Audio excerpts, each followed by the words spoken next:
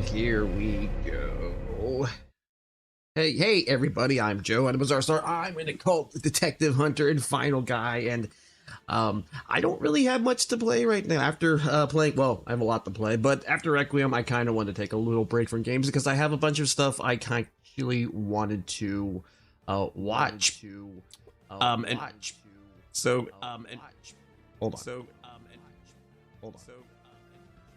The hell's that echoing? Hold on, give me a second.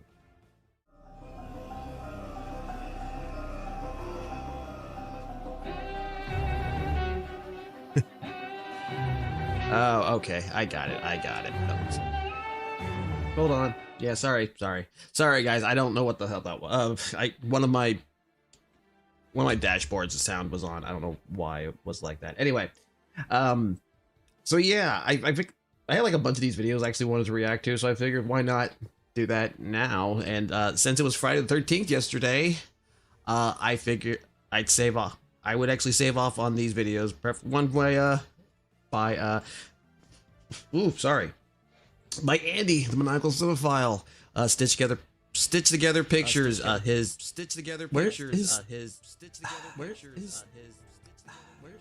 Sorry. One more. Hold on.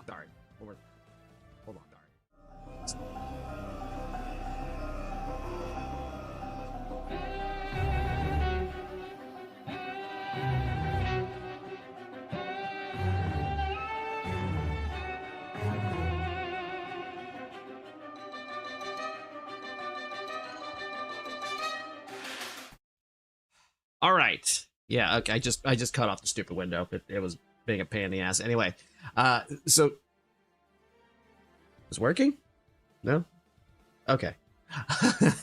Anyway, Stitch Together Pictures, the review of Friday the 13th Part 3. Let's go. The body count rises, the depth perception increases, and Jason Voorhees finally completes his fashion journey. Hello, we're Andy, the maniacal cinephile. Hi, Andy. And to celebrate this unlucky day, we're riffing and reviewing Friday the 13th, Part 3. The one that's in 3D. Yep. That's right, little buddy. Every time there's a shot in 3D, I'm gonna do a shot. Evil, that's a horrible idea. We'll Yeah. be dead before Jason gets the hockey mask. Oh. I know.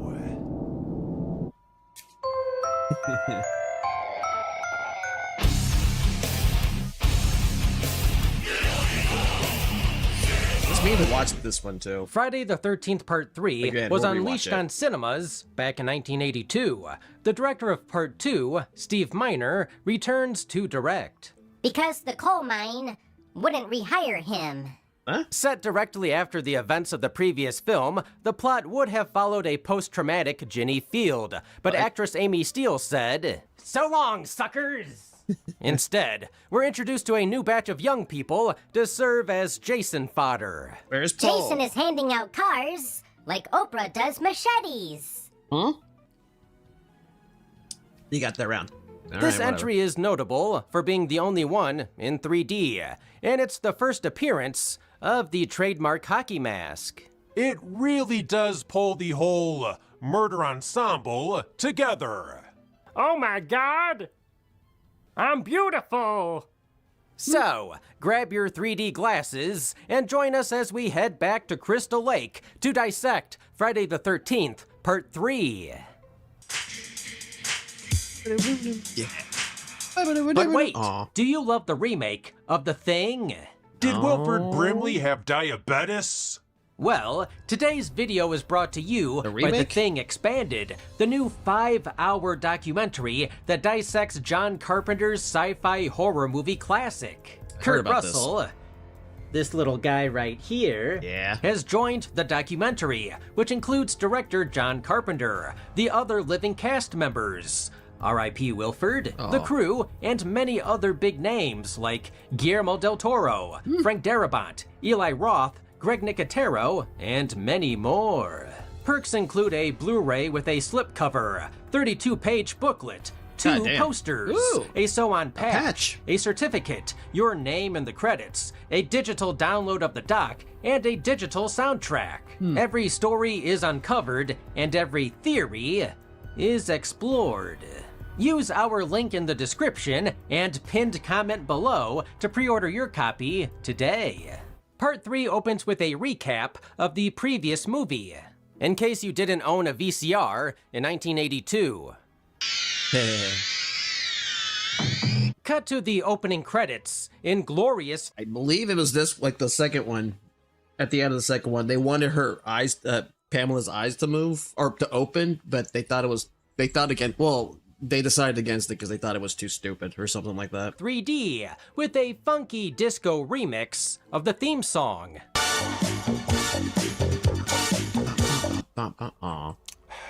Jason boy. takes Manhattan and Studio 54. Shortly after being stabbed in the shoulder with a machete by Ginny, Jason simply walks it off. Like he pulled a hammy at hockey practice. Jason needs to lay low, so he goes to a grocery store and ditches the blue flannel lumberjack look. Jason also took the time to shave and get a haircut. Now Ginny will Lassie? never be able to recognize him in a lineup. You know I work very hard around here trying to keep up with you and all your sloppy habits. Horrifying. It's almost like I'm there doing laundry. We meet Harold, a grocery store owner who eats food on the shelf. Oh, he eats his own product. And then puts it back. Was that popcorn? On the shelf. Oh, it's peanuts. It looks like popcorn. And it's Sunny D. Ah, yes, the pre-licked produce section. Ugh. We meet his wife Edna, who yells at him for sneaking junk food. The doctor said you have to lose weight now, didn't he? If you die, then who will she yell at? Edna watches the news, and we still aren't sure what happened to Ginny or Paul. Is she watching the news or is she just watching the last scene from the second movie? Meanwhile, Ted is still at the bar, getting drunk. Oh yeah, he lived. Yeah, he was like the only one who didn't come back to the camp. Strig. $5, says Harold, is gonna eat the snake. Yeah. Meanwhile, Harold is in the bathroom strange. committing war crimes. He hears a food noise you eat. and investigates without flushing or wiping. Ugh. In the opening of part 2, Jason moved a whistling tea kettle. In part 3, I want Jason to flush a toilet. Please. Mrs. Harold hears a noise and investigates, because horror movie, and gets startled by a rat. Albino. At least she didn't pee herself, like Ginny did. Oh, that's right. Could have been a lot worse. Touche! Or in this case, crochet. Eh.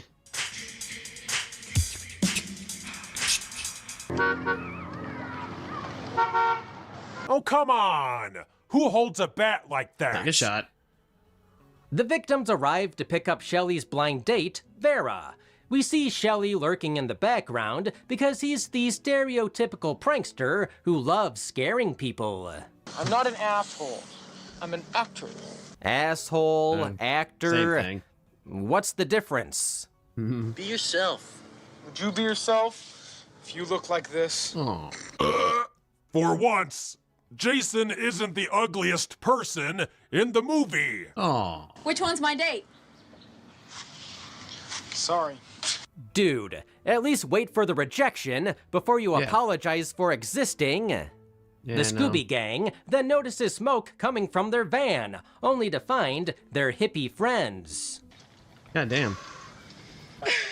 I wanted Cheech and Chong, but instead we got Chili and Chuck. Shelley then lectures them for smoking dope. There are better things to do with your life. Says the terrorist, whose hobby is jumping out and yelling boo. We then meet Andy Beltrami's What's that? girlfriend, Debbie, who needs a bathroom break. That's what happens when you're pregnant. Pregnant? Oh boy. Oh no. Looks like she'll be dying for 2. I mean, I don't think this is actually really brought up after this, so. Oh, okay. Uh-oh. I'll take that. It's not real. Yeah. Damn it! A cop zooms past them to the grocery store crime scene up ahead. Wow, their prices really are to die for.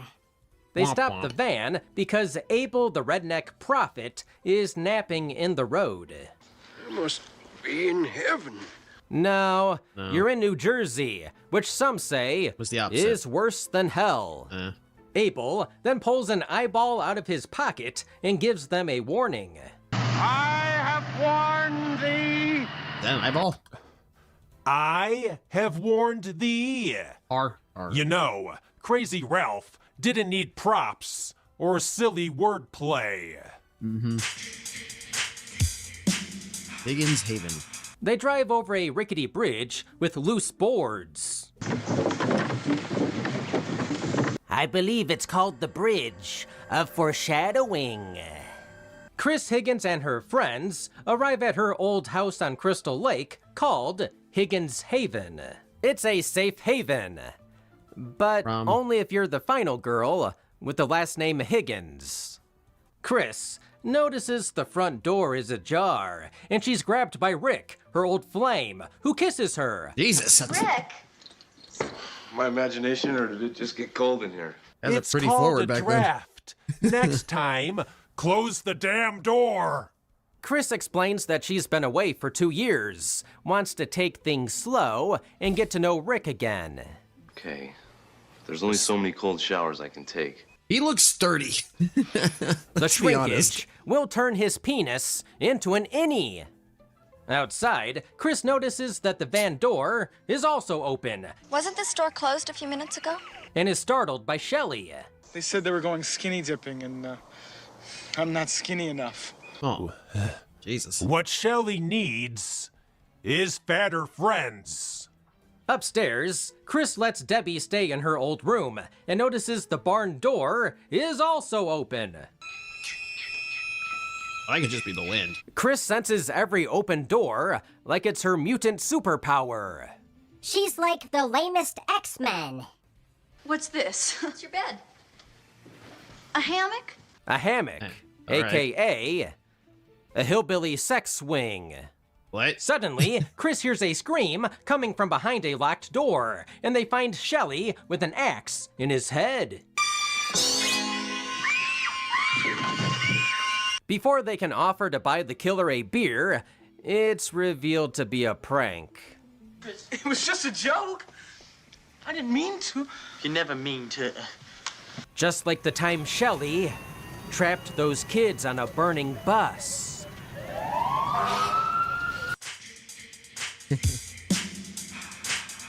At a convenience store, Vera needs money, so Shelley throws his wallet. Whoa!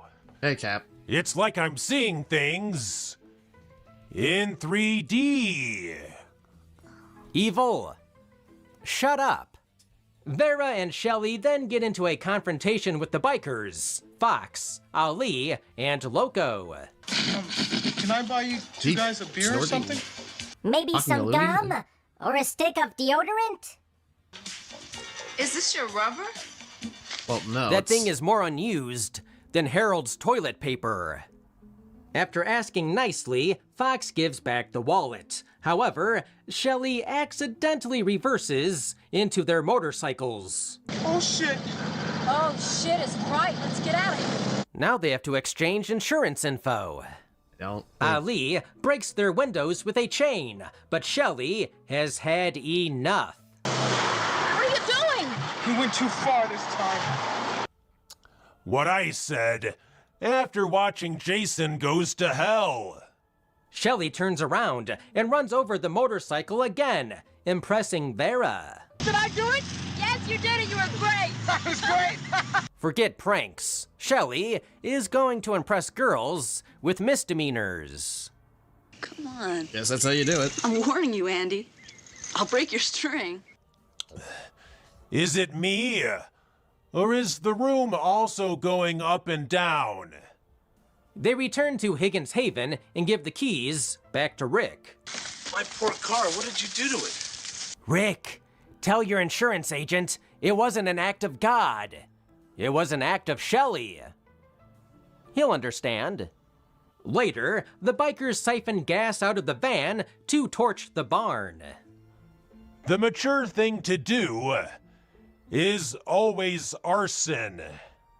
Now, Jason's been lurking in the barn this whole time, so of course, that's where Fox goes. Have you never been to a barn before? She has better tempo than Lars Ulrich. Loco heads to the barn to pour the gas, but finds Fox hanging around. Oh no, the guy I barely remember. Everyone is really sticking it to these bikers. Ali then enters the barn of death, where he finds Loco. Oh, convenient. He got taken down by a flying crossbody. Quick, where's the referee? Jason hops down while Ali grabs a machete, but Jason beats the biker unconscious. Damn.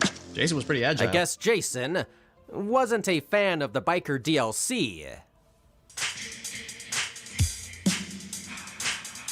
That night, Rick thinks he's going on a peaceful walk with Chris. You know, I don't think I could live anywhere Yeah, no else. problem, Cap. The quiet can fool you. Fooled me. The quiet fooled her into buying a bunch of Xbox gift cards. Chris finally reveals that 2 years ago, Rick dropped Chris off late one night, and her parents were furious. It was the first time her mother ever slapped her. But not the last, because her mother got a taste for it. Oh. So, Chris ran away into the woods that night and was attacked by a deformed man. Chris was dragged and eventually blacked out. She woke up in bed, unable to remember the rest of the night, and her parents acted like it never happened. The classic 80s parenting technique. Denial. So Chris left Crystal Lake, but now she's back to confront her trauma and collect a check from Paramount Pictures. I'll never forget that horrible face, never. His piercing eyes were looking right through her. Yeah, I could tell he did not care. Well, except for the lazy one. Oh. Was it a dream? Did Jason try to kill her? Oh. Why is she alive? Are they implying that Jason did something else to her? Which is weird. I don't really want to... I don't want to imagine Jason ever doing that. I just kind of feel like that's just not something he'd do. If so, I'm glad that wasn't shot in 3D. Thank God. Back at the house, Shelly and Andy are juggling apples. As you do. Is this supposed to be some deep thing, like apples to oranges? Oh boy. I think I made a horrible mistake. Evil, you may want to slow down before you do something really stupid. I can think of much better things for you to be doing with your hands. Don't give him a reason to do another handstand. Oh. What are you doing? We haven't been in the bow. What? Mm-hmm. She can make so many farts with that thing. I was thinking that maybe, we could... Damn it. I don't think so. Finally, someone I don't have to cock block. Upstairs, Andy and Debbie are trying to figure out the hammock situation. First we take our clothes off, and then you get on top of me, or I could get on top of you. Are we getting the talk right now? Quick, I need paper and a crayon.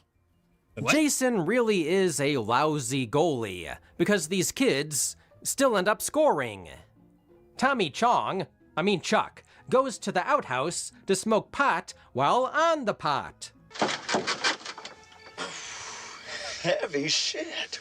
How the outhouse would describe his bowel movement. The hockey mask. Meanwhile, Vera sits on the dock, allowing Shelly to pull another prank. Booyah, baby! The hockey mask has entered the chat. Why do you do these stupid things? Just want you to like me. His only shot was if that rubber was a magnum. Shelly, you don't need a girlfriend. You need a lobotomy. Oh, what? Ahoy, hoy, my good boy. Oh, boy. It's true. When you first came to the mental hospital, I had never performed a lobotomy before. On the floor here? I poked and poked, but never could find your brain. What the hell? Dr. Oddcoitus, did you install a speaker in my padded room? And security cameras, like the one pointed at your toilet. Trust me, Andrew, it's all for your safety. Well, sometimes we do push too hard and faint. Great. For once, I think I'd rather trade places with Shelly. You hear that? With Shelly. But not when you act like a jerk. Being a jerk, it's better than being a nothing. You're doing both. Yeah. It's called multitasking. The rejected Shelly hears a noise and wanders into the barn. You guys doing something I shouldn't see? Yeah, living longer than you. Now the movie is pranking him. Back on the dock, Vera pulls out Shelly's wallet and looks at a photo of him and his mom. Aw, Oh, boy. that's kind of sweet. Now see if he has any money. Vera is startled and drops Shelly's wallet in the water. That's the only Wait. way Shelly could get her wet. Jason debuts his new look and does a little strut on the catwalk. Tell us, Jason, who are you wearing? I'm wearing a Detroit Red Wings FibroSport Series goalie mask by Jacques Plante. Oh, Thank you. that's nice. Fashion critics have called this hockey mask look iconic. Vera is then shot in the eye with a spear gun. Good shot. You see, Shelly, girls like eye contact. One pissed off goalie. Back That's inside, Freddy versus Jason. Debbie and her boyfriend are done swinging. Was it, you, me, or the hammock? Ew. Well, that's one way to rock the baby. Blech. Debbie then hops in the shower. As you and do. we all know Jason can sense that from across the lake. This is what Hitchcock envisioned. But Anthony Perkins couldn't do a handstand. Debbie's boyfriend then gets cut down by Jason. Jason is pretty good at making split decisions. Andy, I changed my mind. I don't want that beer. Oh, come on. Our mother drank while pregnant, and we came out just fine. You know what? I didn't know I was pregnant until I had to flush. Oh. Debbie gets cozy while reading a Fangoria magazine. Oh. Huh. Use code Stitch Together Pictures to get 20% off at Fangoria.com. All right. Whoa! How meta. Blood drips onto the magazine, and Debbie looks up. Aw. Where's this No. coming from? 25 years of Godzilla. As you can see, he's dead, and really broken up about it. Well, Like so much for that, mother, baby. like son.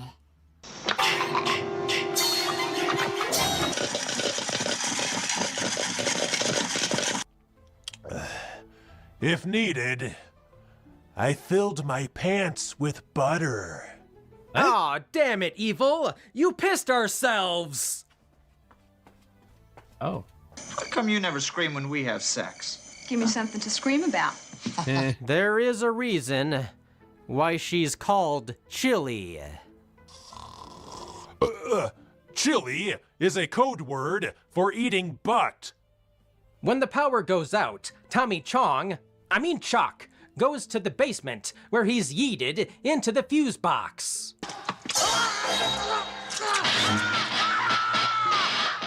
He wanted to get pretty high, tame. and you can't get much higher than heaven.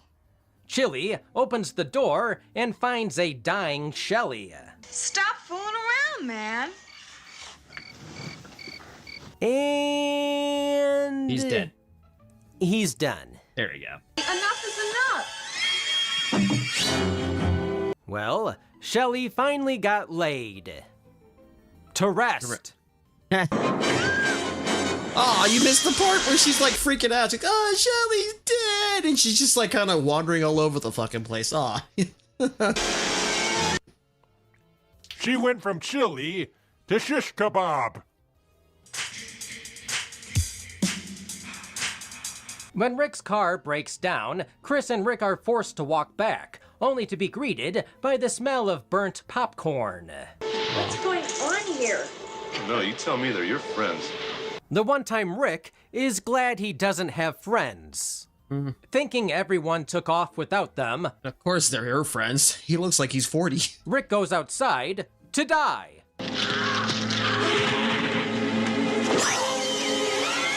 Nice string. Well, at least the movie is throwing something at us other than bad acting. Chris feels water on her face Where's that coming from? and heads upstairs to find the tub overflowing. It could be worse. Debbie's water could have broke. Oh. Chris runs outside towards the barn, but jump scare. What's that? Damn, She'd probably be even the going. tree is sick of these bikers. It's windy as hell outside, so Chris has a hard time keeping the doors and windows shut. Oh, wow. It is really windy. Hello, Crystal Lake Window Repair and Installation. Yeah, he's back at it again. Do you make a window that a dead boyfriend will bounce off of? Jason enters the house, but Chris understands the power of reading. That's a little insensitive. Jason's illiterate. When Jason was a boy, books had no effect on him either. Chris hides in the hallway closet, where she finds Debbie's body. Chris always could count on Debbie to be there.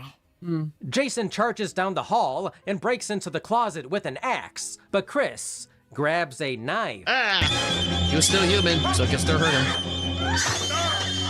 Chris only won because she was button mashing. Theater. Or just cheap tactic. Ooh. She remembered the door was push, not pull. Outside, Chris grabs a log and waits for Jason to exit. She's tenderizing him for part 4. Chris runs away and hops in the van. Keys. I'm glad she says everything out loud, so I know what's happening. Chris sees Jason and puts the pedal to the metal. No, it doesn't work in the game. Oh. This just turned into a game of Frogger. However, the biker stole the gas, so the van That's stalls and the wheels break through the rickety bridge. The bridge of foreshadowing has fulfilled its end of the deal. Jason reaches into the van, but Chris rolls up the window. That's resourceful. There you go, Jason. Way to use your head.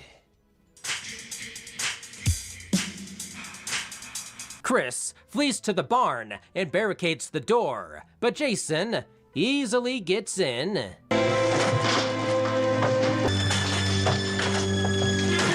Me, when I lose my phone in the bed. Chris hides on one of the beams, but is slowly losing her grip. Oh. It's like Jason has a gravitational pull that attracts final girls. Jason then sits up and grabs his trusty machete. I see, Chris. Put more points into agility. Usually the best thing to do. Chris climbs the barn, grabs a shovel, and waits for Jason. Bonk. Now where did I leave that screaming girl? Oh. That reminds me. I didn't take my nap. Oh. Chris puts a rope around Jason's neck and gives him a shove. Oh. Chris grabs a bat, puts on a blindfold, and uses Jason like a piñata. Unfortunately for Chris, Jason respawns after 30 seconds. His neck is too thick. For the record, I did nothing inappropriate to her in the woods. Oh, that's good. That was sloth. Oh. Jason hops Thank down God. and grabs the machete, but suddenly Ali returns for round 2. Oh, wow, you suck. Well, he was trying to lend a hand. You snuck up on him, However, stuck on him. the distraction allows Chris to grab an axe. Ah, there you go. That's not gonna buff out by the sequel. Nope, it stays like that. Trying to find a snack in the middle of the night. Normally at the middle of the night, my eyes have already adjusted. So I can see perfectly fine. If this were the video game, she would be teabagging his dead body. Will Chris, A, pull out the axe and finish the job, or B, take a nap in a canoe? As you do. If you said take a nap in a canoe, you'd be correct. Because that's what final girls do in these movies. Chris is then repeatedly startled awake. Jesus. Chris is one turtle away from a heart attack. No. Chris then looks up and sees Jason. Oh. He'll be down in a minute. I do the same. Okay, he can't. He's like all the way up there. He's like, it's gonna be a while for him to get down. You can like leave. Thing to the window at Victoria's Secret. Huh? Oh, there you go. He's there. See? Damn it, Jason. That door was 3 days away from retirement.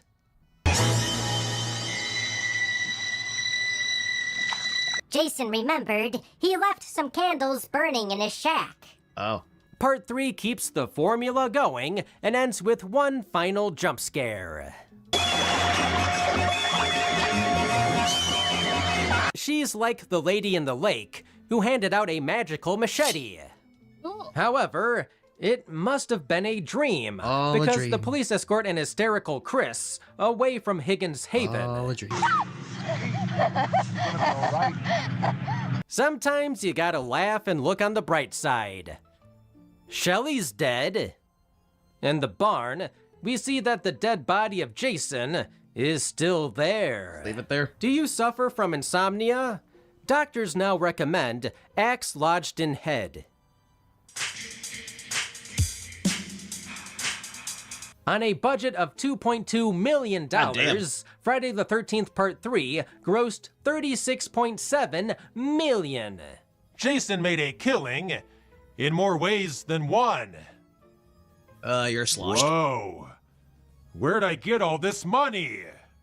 It was the first film to kick E.T. from the #1 spot at the box office and became the second highest grossing horror film of 1982 behind Poltergeist. This house is clean. You sound like her. And I ain't talking about Higgins Haven. Oh. Friday the 13th Part 3 is an odd but important entry in the slasher franchise. On one hand, it's a goofy, gimmick-driven sequel that barely pretends to have a story. On the other hand, it's the film where Jason Voorhees finally becomes the hockey mask-wearing icon we know and love. For that reason alone, this chapter has earned a permanent place in horror movie history. You never looked at a hockey mask the same way again. even if the road to that moment includes a broken bridge. Let's start with the obvious. The plot here is as thin as the string tied to that snake. I don't really expect Friday the 13th movies to have amazing plots, though. Group of young people party near Camp Crystal Lake. Ki, ma, echoes through the woods, and Jason picks them off one by one. We can't have the plot getting in the way of the kills. The film's big selling point at the time was its 3D presentation, and that's where things get a bit silly. From yo-yos to popcorn, I mean, they all did. All those 3D movies did that. Can be aggressively pointed at the camera, it will be pointed at the camera. It was fun. For about 15 minutes. Hey, can I have your liver? What? No. It's almost funny to say this about a Friday the 13th movie, but the constant gimmicks actually hurt the film's integrity and distract from the tension the series usually builds through stalking and chasing. All the excitement of watching someone juggle some apples. The movie also takes a little while to get going. The early portion feels like cheesy filler, but gets a lot more entertaining after the spear gun kill. You know, when he puts on the mask. Despite the thin writing, the characters are oddly memorable. Chris makes for an okay final girl. Her dialogue is cheesy, but she puts up one hell of a fight during the finale. Fox and her biker friends bring some chaos. And Rick, well, Rick's eyeball deserves top billing. Meanwhile, the prank-loving Shelley might annoy some viewers, but he's surprisingly sympathetic. The guy just wants to fit in, and even gets a win over the bikers. I believe the actor is like a real estate agent now. And he was like on that, what was it, that show 1 vs. 100? I think he actually won quite a bit of money too. Shelley earns a spot in horror history by giving Jason his hockey mask. On behalf of everyone, thank you, Shelley. Oh. Richard Brooker does a great job portraying Jason as a hulking, silent menace, and the setting of Higgins Haven provides a memorable playground of death. Like Class Action Park, also in New Jersey.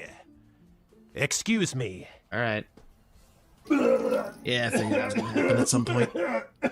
Best of all is that showdown in the barn between Chris and Jason. It injects the film with genuine tension and ends things on a high note, until the movie trots out another lake jump scare. Andy, how did Mrs. Voorhees reattach her head? That's a good question. Toothpicks. Sure. And some crazy glue. Is it goofy? Yes. Is it gimmicky? Yes. Absolutely. But it's also a harmless slice of slasher fun and a long-time guilty pleasure. We give it 3 out of 5 flying eyeballs.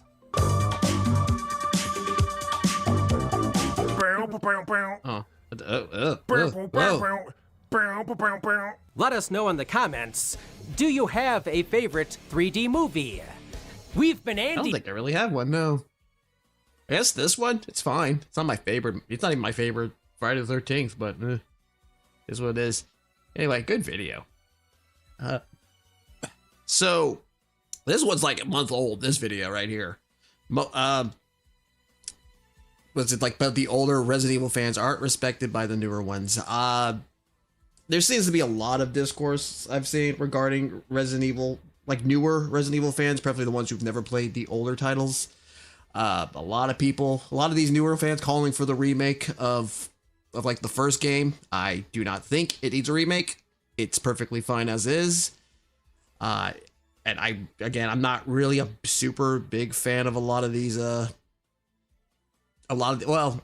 I don't hate the remakes that they've been making lately, but I don't feel like they're doing the originals justice. But anyway, I forgot what this is probably referring to, but we'll watch it anyway. Anyway.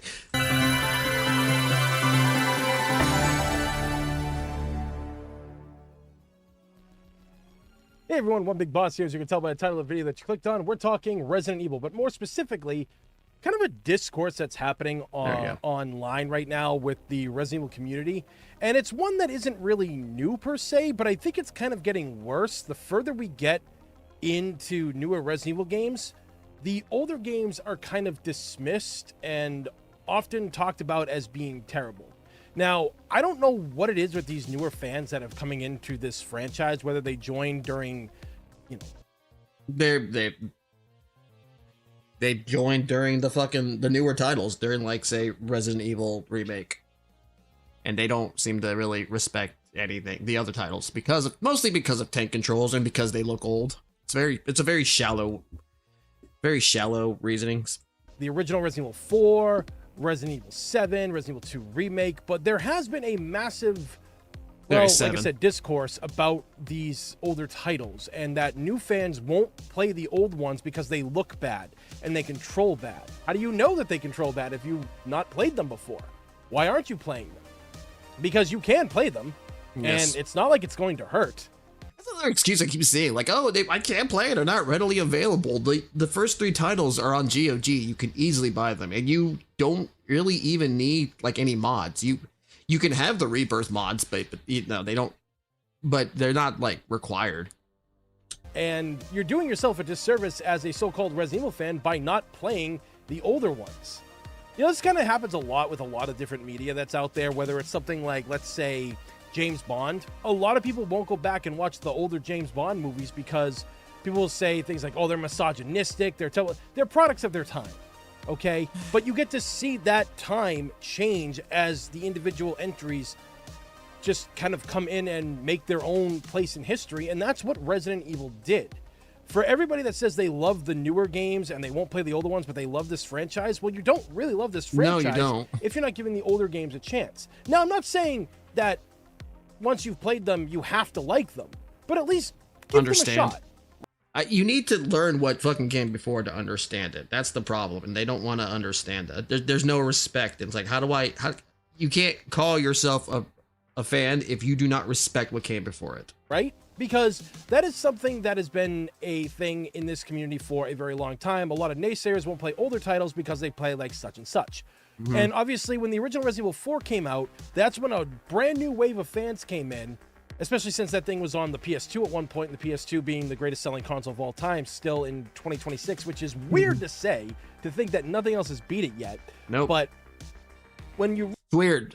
What was it? I think, like the Switch was getting kind of close to the PS2, like almost just getting a little bit close, and all of a sudden, they sold like another 10,000 copies, 10,000 units of the PS2 somewhere like in South America. It's fucking crazy. Look at it. You know, Resident Evil 4 changed the game, and it made, I guess, for a lot of people, it was easier for them to get into the series because Resident Evil 4 is kind of a straightforward game, more so than I guess that the original trilogy and obviously Code Veronica remake and Zero. So that makes sense in a lot of ways, right? But if you really want to understand the series and understand these characters and see why us fans who've been with the series since either the original, like myself, or they got in during Resident Evil 2 or 3, or even some for Code Veronica, then you understand why people really truly love these games and want you to like play them. And I think it helps you understand what a lot of people have with the newer titles too. I've always argued this. I think a lot of people are starting to see it now too, is that the newer title, remake, 7, 8, 9, the remakes are kind of more grounded, and as opposed to the older titles, which I kind of really lean to do its B-movie Romero film roots, and I feel like that's what the newer titles are getting away from. And when you do that, you're losing a lot of its charm. I mean, you can kind of see it with a lot of the characters now too, especially the newer titles like Ethan and Grace, both very down to earth, especially when you compare them to protagonists from the other series, which is probably why I don't really care for them. Grace is like a step up, but even then she's kind of way too much of a nervous little mouse for my taste, especially when you're comparing it to characters like, say, Claire, who is not, you, and I know, because I know people are going to say like, oh, well, those characters are like, you know, trained professionals or cops or whatever, but like Claire isn't. Claire was a fucking college student and she was still pretty confident. She had a really cool personality. So it's not much of an excuse. It's very weird to me. But maybe a little disappointing that Capcom does not look upon those older titles very fondly. Or they have this type of view where they see the remakes as superior. It's almost like they're ashamed of that past. I mean, you kind of... It's hard to really kind of think otherwise, especially when they... What was that little stupid collab with Baby Metal, and they show Lady Dimitrescu, for like the 30th anniversary. You know, the person who was in fucking 8 and not the actual goddamn game. Not the actual, you know, anyone from the first title. You know, Chris or Jill or Wesker, none of those people. Like, it's frustrating for me. Or at least, I mean, I'm pretty sure for a lot of other fans. That's sort of not true, but, well, partially. Because... I mean, I'm not joking when I freaking say literally said they think the remakes are superior. That is literally what GOG has said.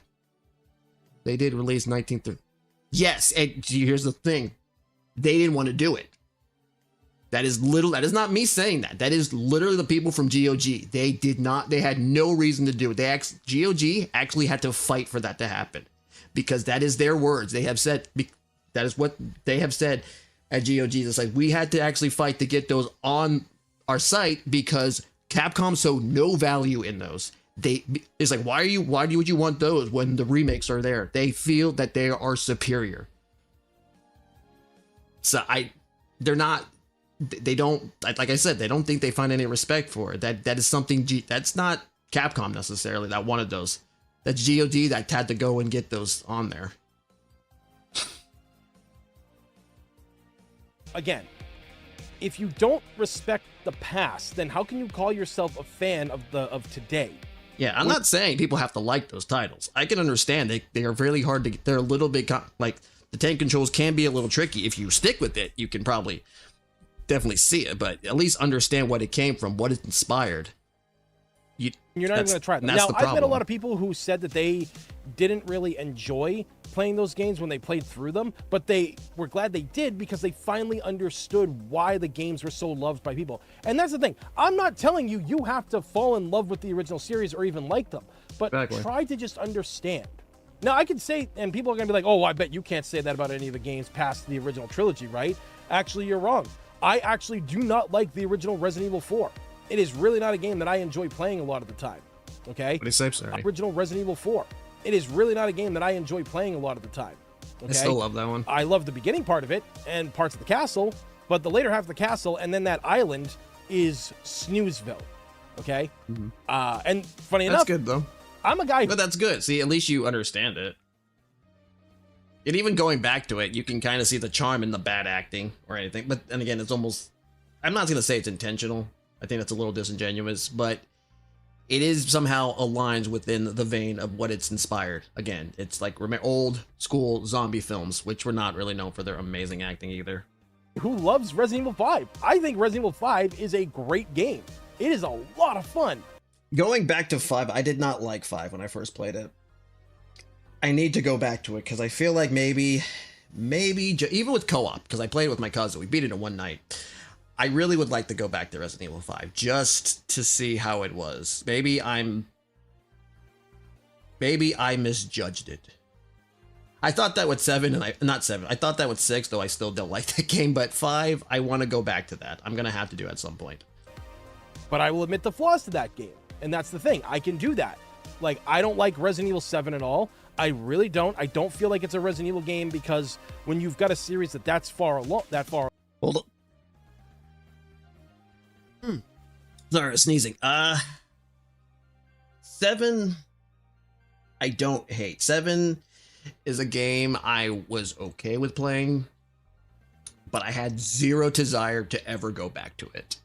Mostly because I do not like that long-ass intro of just doing pretty much nothing. I think a lot of people try to compare it to, say, the first game. Yeah, it's obviously very horror, but I feel like the hallways are a bit too narrow, so you're really almost forced to fight enemies.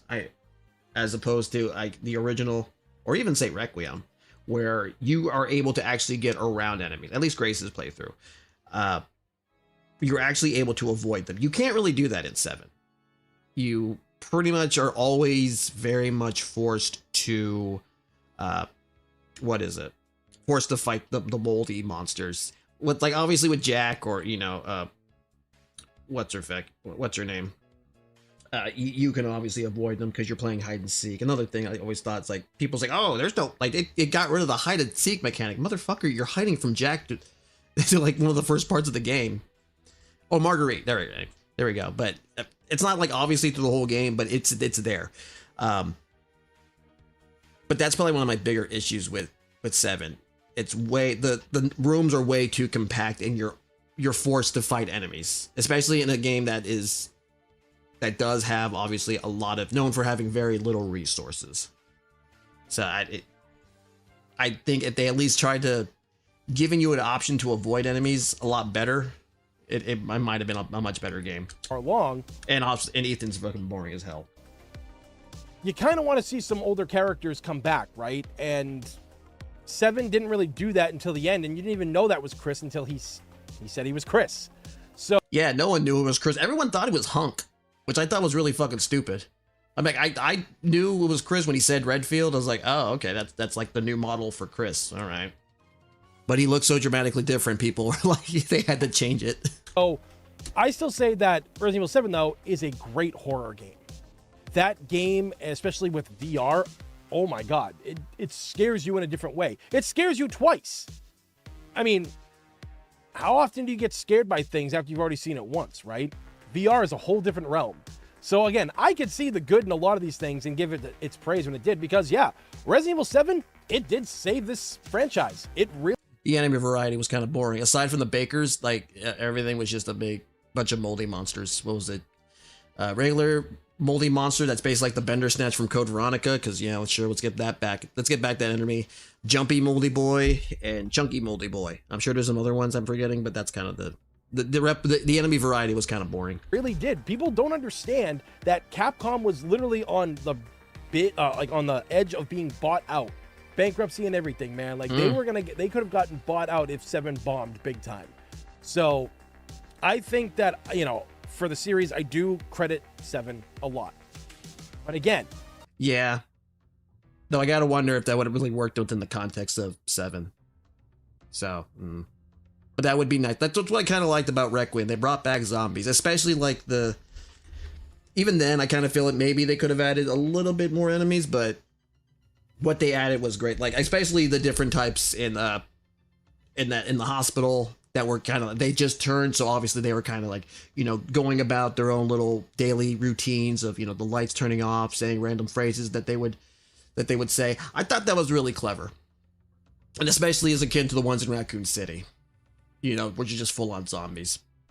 Do I think the remakes are bad? Hell no. Well, okay. Resident Evil 3 is not a good... Well, okay, I can't judge because I never played this. I've been really meaning to play 3 also. Or the remake for 3. I've never played it. I never heard good things about it. So I really should get that. Preferably in tandem with the original. Because I do have that on GOG. Good remake because it's like a completely new game. But it's fun as hell to play, man. It really is. And like I said, this is me telling you guys like what I love about these newer entries, even if they're not really for me. I actually like Resident Evil Village. I think Village is a great game. Village I did like. Kind of also has the same damn problem. Long ass intro. It did feel like it was more trying to prepare for the game they really wanted to make, which was the 4 remake. I don't really think they gave Ethan that big of a personality. They just more or less made him talk more. But obviously a lot of it that I did like in that was more akin to 4. Or at least I felt like they were really trying to do a dress rehearsal for 4 with all the customization of the weapons and whatnot.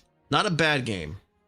I think Lady D is obviously completely overrated, and I roll my eyes anytime someone mentions her. And I think Donna Beneviento's little mansion with the baby was like the scariest part of the game, but I did enjoy myself playing it. And what's his face? Monroe, his was a little bit completely forgettable, and Heisenberg's was kind of a slog. It's like the longest one. Like, I always felt like they want to put more with these characters, and I never feel like I get to know them a lot. I get to know them as well as I feel like I should, which is amazing because, like I said, Ethan is kind of a boring character, but everyone around him is so more interesting. I would like to know more about them. They did that a little bit with Jack, with the Bakers, but this one I feel like I wanted to know more about them. I really do. I don't enjoy playing it as much as the older games and everything, but there's charm to the older ones. And if you guys just sit down... Also, it is kind of weird that these newer titles kind of have a little bit more plot holes than the originals. Because, like, again, like, why did Chris shoot Mia, quote unquote, and not say, hey, Ethan, that's not your wife. That's a monster. That's someone else trying to be her. Like, it's not like he wouldn't believe him. It just, or, you know, the whole thing about Grace going into a hotel where her mom was killed when she's not a field agent. It's like small things, but it's like, if you're trying to ground this, you might want to get rid of these small little contrivances and figure that out. That's fantastic. That's just give it a shot. Because I'll give you guys another example in Resident Evil history. When Resident Evil Remake got the remaster treatment and was put on the PlayStation 3 back in the day, everybody was downloading that. Once people found out there was an analog option to be had with Resident Evil Remake, people were all about that game. And I remember all these naysayers for years, all the people that didn't want to play the original games or the... I think I still played it with the tank controls. I don't remember. Remake or Zero. Because I didn't remember replaying it. They said, oh, well, you know, tank controls, not really a fan of that, fixed camera angles, which is funny that a lot of these people that say they hate tank controls, and yet Resident Evil 4 has tank controls. But if you don't... Well, now those people are going like, oh, well, that thing wasn't that great either. I don't know what an analog control is. It was actually introduced in Resident Evil 2 on the N64 back in the day, where essentially you kind of... This thing, holy shit, this thing is so fucking voodoo. Like how they got all of just about everything in that game into that little fucking, in this little cart, this, what, like 8 megabit cart. Keep in mind, yeah, I do too, but like, holy shit, the story that Angel Fire Studios, they fucking went to this to get a game that is like 2 discs on a PlayStation onto this. It's fucking witchcraft, but it worked so well. And a lot of people argue it's like one of the better versions of the game. Granted, the music is a little bit compressed along with the cutscenes, but it's fucking aces. It's pretty crazy. Maybe I'll look and maybe I can find, if I can find a video on how they did all that shit, maybe we can watch it, but yeah.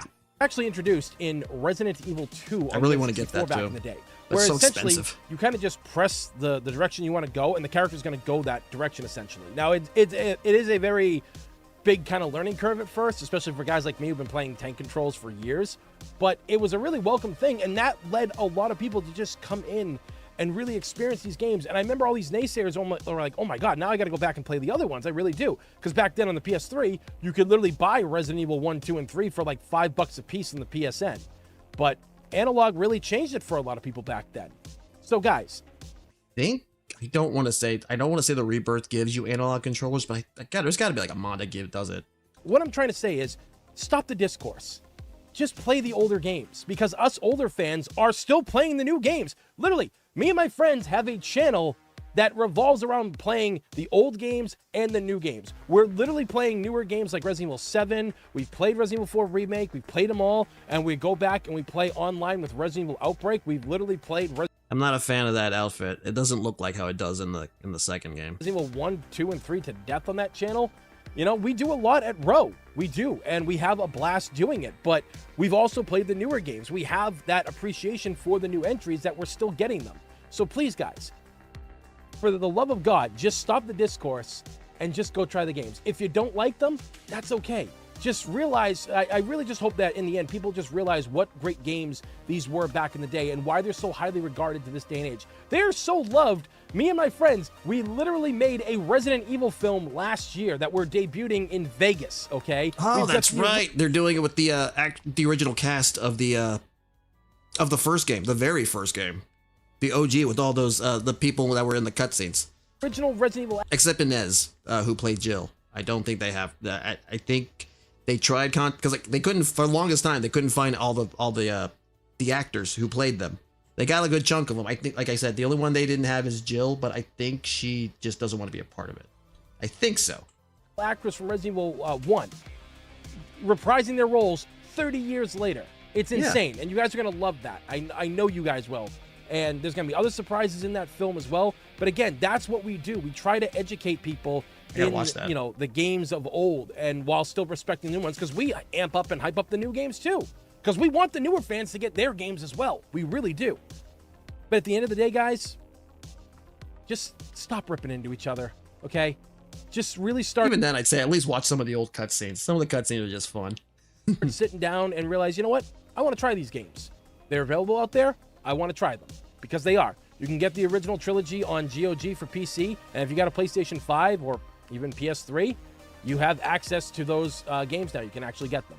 So, yeah, that's just my 2 cents, guys, on this little, like, long-going feud that keeps happening between the fan base. But my question is to you guys, what do you feel about these older games? Are you a fan of the older ones? Are you a fan of the newer ones? What are the things that you really enjoy about the older ones? And if you're somebody who went back and played the original ones recently or have, but you started with the new ones, let me know how you feel about that down below in the comments, because I really want to talk about this with a lot more people and hear people's stories about this. Okay, so... I mean, obviously, I never had a PS2 or PS1 growing up. I didn't have a PS2 really until like way after high school, but so technically my first exposure was Resident Evil 2 for the N64, but it wasn't mine. That was my friend's. He played, actually it wasn't even his, he rented it. I only played like a little bit of it. I watched him more play it than anything. I did enjoy it, but obviously you don't play it, you're not really going to truly get it. It wasn't really until I played the remake myself that I fell in love with it. And then they started releasing them on the originals on the GameCube, and I played through them. I had to get like walkthroughs and everything, because, you know, I didn't know where the fuck, I was an idiot. I didn't know where to go with them, some of it. And I do enjoy them, obviously. Code Veronica, same thing. So that's how far I've been a big fan. I wouldn't have said I was a fan like in the originals. I'd say more the remake for part 1 was what made me a fan.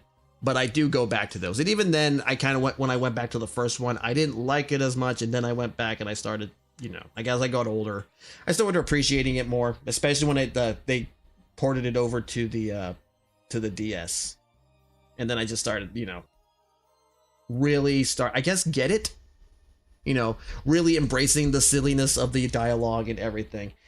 And I think that's what a lot of this series is kind of missing. It doesn't really embrace that part, at least not in terms of not talking about necessarily about the game's meta, like post game, you know, when you have all the wacky modes. I mean more in the sense of the overall narrative. They really try to ground it and make it over serious, and that's kind of where I feel like I'm losing it. I don't hate the newer games. I think they're fine. I just think they've lost their charm, but that's just me. Anyway, where else are we? You know what? We have not watched an SCP video in a long while, and this is where the last one where we left off on. So SCP-035. Here you go. There you go.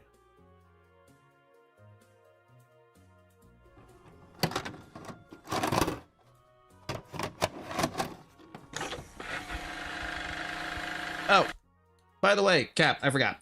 I did find Sarcomorphosis. I tried looking up Are You Alone, but there's like 4 results for it, so I don't know which one you're talking. If you can actually give me a link to that video, that would help. Because I don't know where... like I said, I tried to find Are You Alone, but they had like 3 results or so. So I wasn't sure which one you were talking about. But anyway, SCP Sedition, SCP-035, The Mask. I forgot to watch. I like rewatched this video like twice. No, not this video, but like the rundown. That's, you know, the little profile on this, but on the SCP on 035. But I wanted to watch it again. I forgot to. So forgive me if my memory is a bit hazy.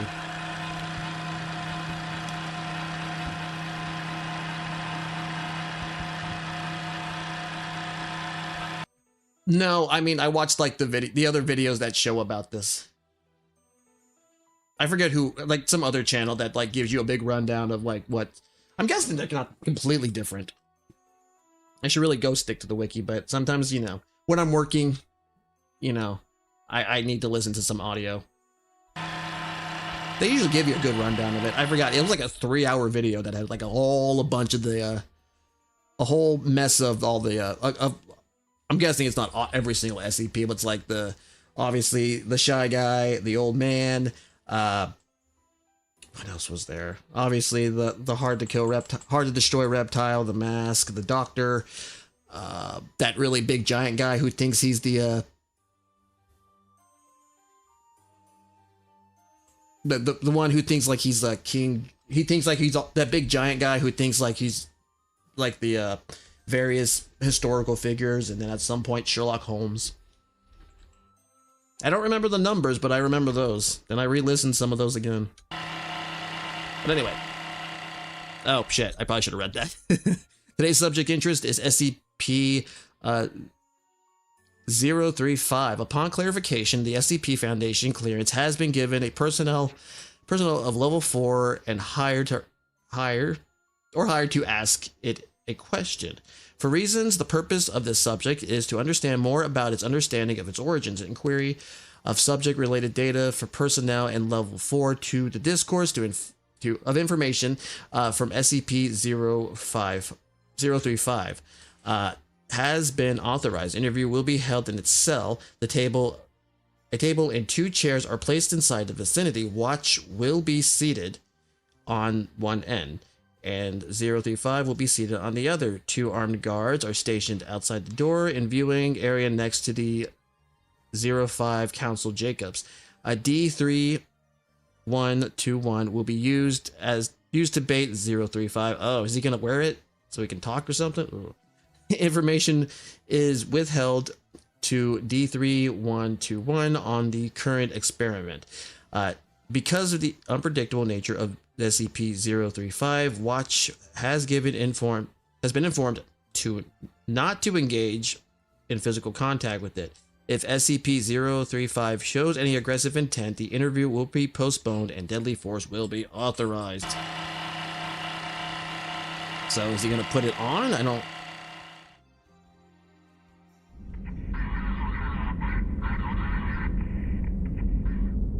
Is this really necessary? Send them in. Step back from the perimeter. Looks a little bit like Fear. At least like the first Fear. With the lighting.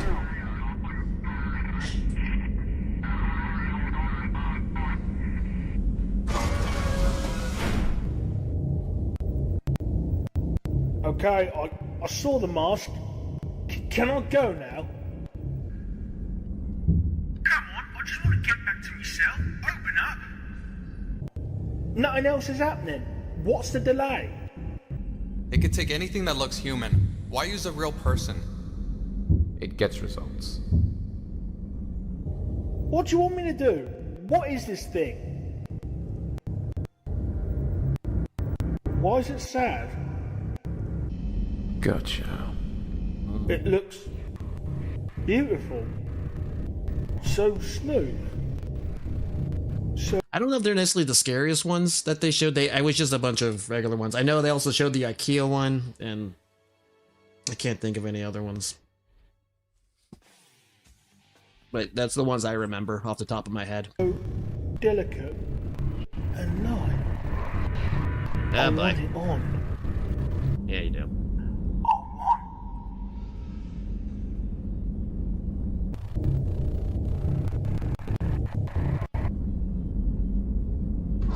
Bye.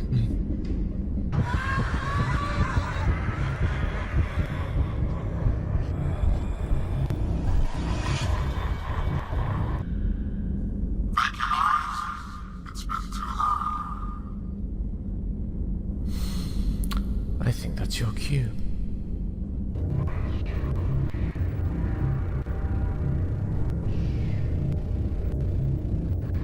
Yeah, I'd be nervous to go in there too. Hello there. Nice to meet you. No, don't touch him. Not stupid enough to fall for that. Absolutely right. So you read my file, which must mean the interview ban has been lifted. I never thought they'd let me take a host again. Funny, I don't remember seeing you before. Probably because everyone who has been in contact with you has either committed suicide or died due to the fluids you secrete. I'm very sorry to hear that, but I can't hold it in forever, you know. When you gotta go. You throw a tantrum until you get what you want. And here I am, only wanting to chat. There you are. How long have we got? That depends. How much decomposition can you stand? The last one decayed before the blackout could be fixed. I can melt this bad boy to the bone over a few hours, but you don't seem like the kind of person to see the humor in that. Always down. Nice party trick. We'll see how these questions go. A risk taker. I like it. Answer them. No grief, no manipulation, and continued interview sessions will be considered. More? Real people too? Yes. Sounds great. I'll hold you to it. Come on, let's get started. I'm falling apart just sitting here. This. Why do you insist on contacting us? Why the urgency? Come on, Watch. You can't expect me to be cooped up in here all by my lonesome.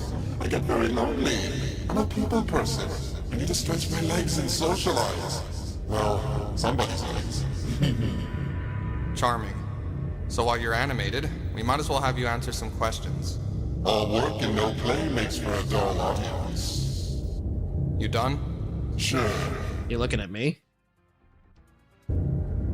Who was the first one to wear you? Ah, Ipiclus. I haven't thought about him in so long. Good friend? Beautiful, intensely talented, but such an introvert. Lovely family though. 2 boys and a girl. Wonderful life. Oh, we need the best in it. It's unusual to hear you speak fondly of someone you've possessed, as well as their family. Were you upset once he expired? Oh, our partnership carried on for almost a decade. Really? Don't all of your hosts perish? Like any good character, I can change and develop through time. Back then, I had a much simpler role than the star you see before you. I was sad to see him go. What happened to him? Around 426 BC, we ventured to Crete for a performance, and I was discovered by her. Her? I think we can come back to that later. No, come back. I wanna...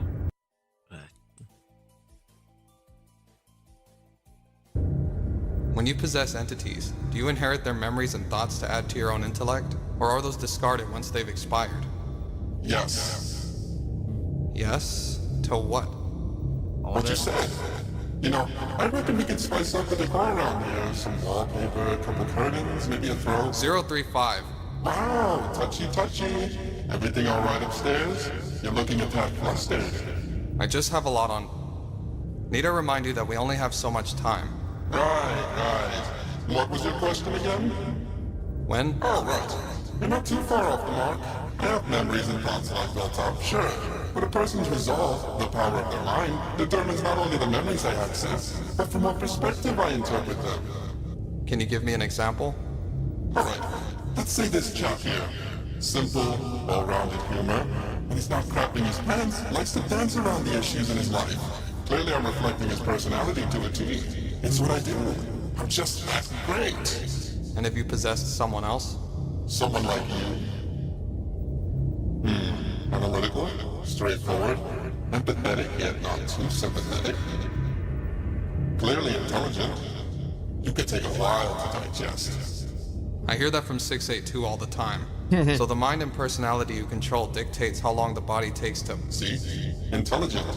Very strong indeed. And if I didn't know any better, I'd swear you're coming on to me. Is it working? No.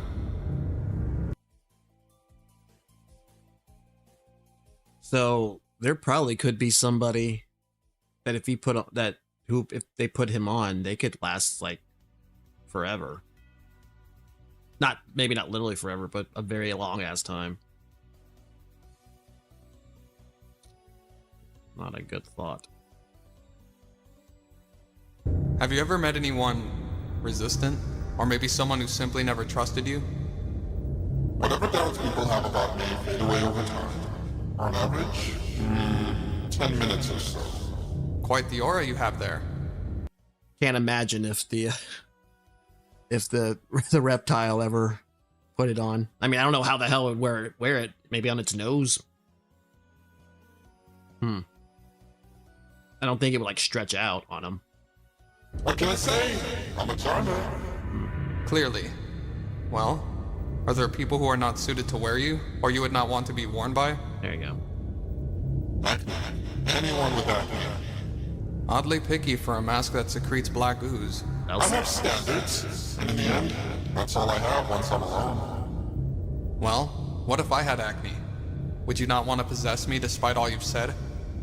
Interested, eh? Don't twist this around. I'm just skeptical that the true deal breaker is acne. What about those without faces, or even heads? Like Mr. Headless? Who said he doesn't have a face? That's interesting. Can you tell us more? Oh, come on, Watchy. You can't have me spend our quality time together talking about someone else all the time. I thought you wanted to get to know me. I just want to... Blah, blah, blah. Go ask him. You're here for me, remember? Moving on.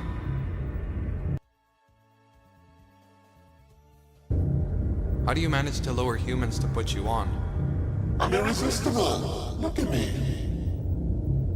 Right. Influence, my dear. Influence. Can it technically sort of read your mind, I believe? Kind of lulls you into wearing it? It's not, I don't mean like for something like this, I can't imagine it being too difficult to lure somebody. Imagery, presence. Telepathic links, hypnotic commands. There you go. Take the magic out of everything. There's a science to everything. Just because we don't understand something doesn't mean it's conjured out of nowhere. There's a process, even magic. While marvelous and breathtaking to the onlooker, is just another scientific process to the man behind the curtain. Your parents never read you bedtime stories, did they? Fantasy never factored into your childhood much? My parents never got the chance. But no, Fantasy takes a backseat when you have to deal with the constant bombardment of reality. Don't bring up personal stuff, he's gonna latch onto that shit. I guess you should consider yourself lucky they never lived to see you become the unimaginable adult you are today. Oh boy. Laugh while you can. I'm sure they are too. There we go. Remain passive, 035, or I will terminate this. Now! Okay. I'm calm. I promise.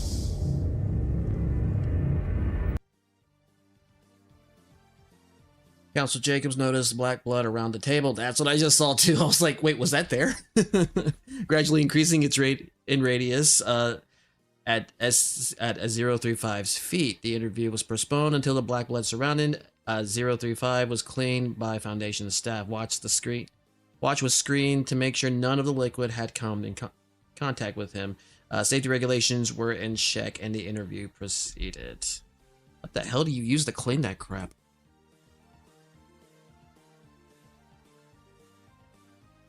Like turpentine or something? Just some regular bleach? That'd be kind of crazy if that was it.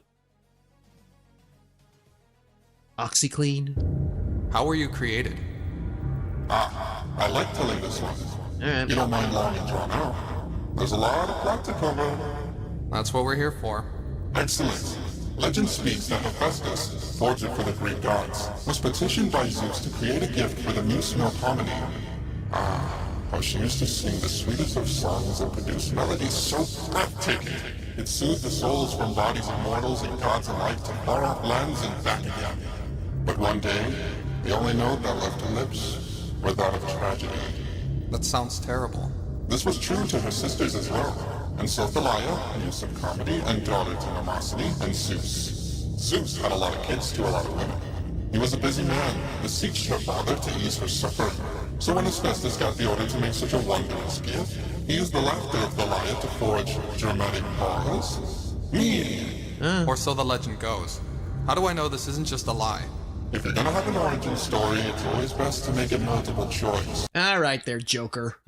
Nice try. Besides, I like this one best. Uh-huh.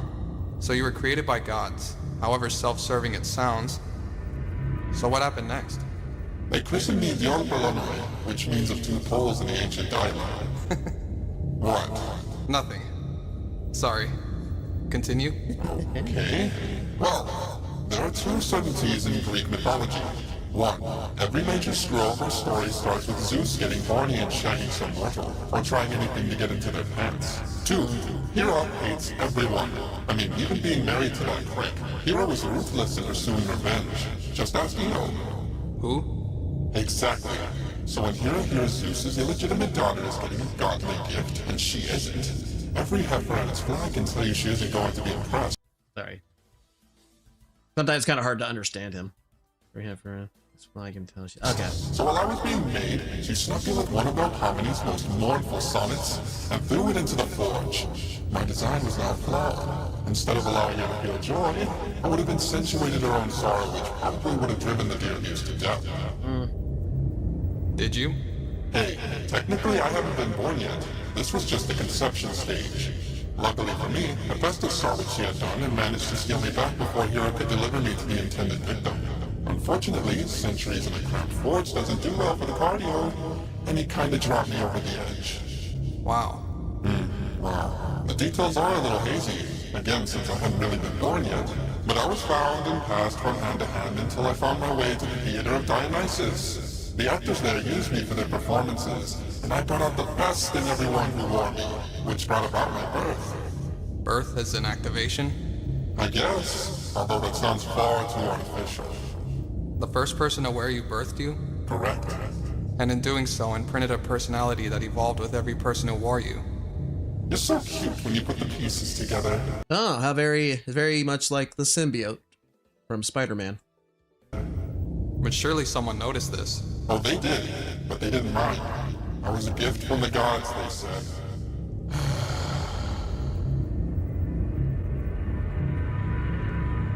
It was Hero, wasn't it? She was the one who discovered you in Crete. I was convinced by many of the Cretan natives that I was in fact a fallen god. I foolishly purported the image and several followers prayed for my ascension. She answered their prayers with a gift from Poseidon, a tsunami. I'm sorry. 2,500 years later, I could still hear the screams. The bodies washing through the streets, houses swept into the sea, and you're sorry! Calm down. Easy. Easy. Like someone hit it. Touched a nerve. Do you need a break? It's always interesting when entities have these type of little you can touch a nerve with some of these things. I'm fine. Okay, so what happened next?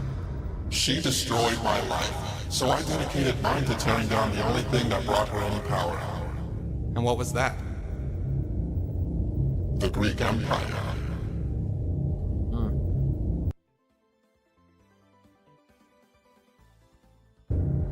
Do you have any regrets? Show me a being that has lived as long as I. Hold on. Do you have...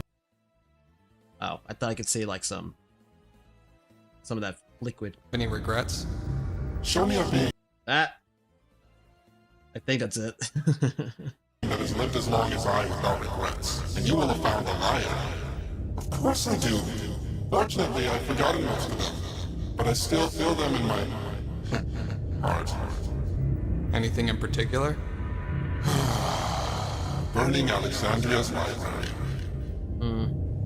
Well, not me directly. After Hera's wrath, I wanted to hit her and the gods where it hurt them the most. And where better to hurt them than destroy the works of humanity? But like the dead swallowed up by the ocean, I could hear those books screaming as history in the making shriveled up in flame. I hope the Romans destroy knowledge that humanity still has not rediscovered. And the art? Oh, the art. I regret that dearly. I don't know whose wrath was worse, Hera's or yours. I repaid the Greeks in kind. The same voice that splintered their society was turned on their conquerors. The fire that destroyed Alexandria, I gave to Nero to burn down Rome. Do you have any connection to SCP-343? What's so funny? I'm sorry. I'm okay now. So, 343, God. Look, we've not really been properly acquainted, but his reputation precedes him. A completely different kind of drama queen. Exactly. I created the world. I have infinite power. Hold on. Sorry.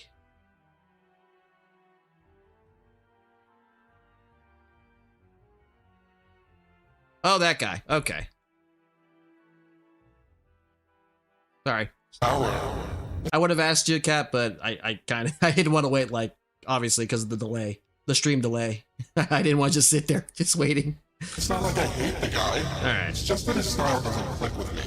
He has so much ego. Coming from me, that's saying something. I will admit, from what I've read of the transcripts, he comes across less as a god and more of a used car salesman. To each his own. Makes you wonder if he's a god. Why hang around at the Foundation? Surely there's more interesting things out there in the whole universe. It does seem like odd behavior for a god. Is there something here he needs? Or something he's hiding from? You said it, not me.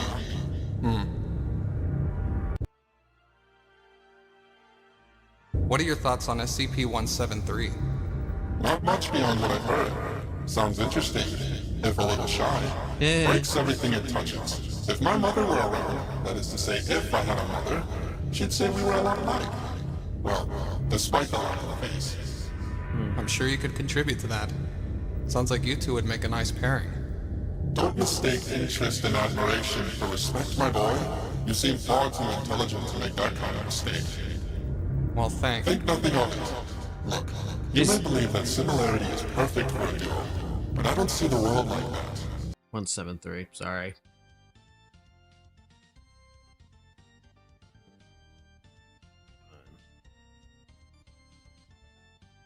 Oh, yeah. Keep forgetting that one. Well, not forgetting it. I just keep... the numbers I really gotta start remembering. If I look for a partner, it's someone who can make up for my own shortcomings, not bring the same spiel I do. If there's one thing I truly hate in this world, it's unoriginality. That's why I couldn't stand the Romans for too long.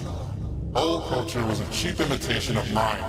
So I left the party and kept the door ajar for Christianity. Big mistake embracing that guy, let me tell you.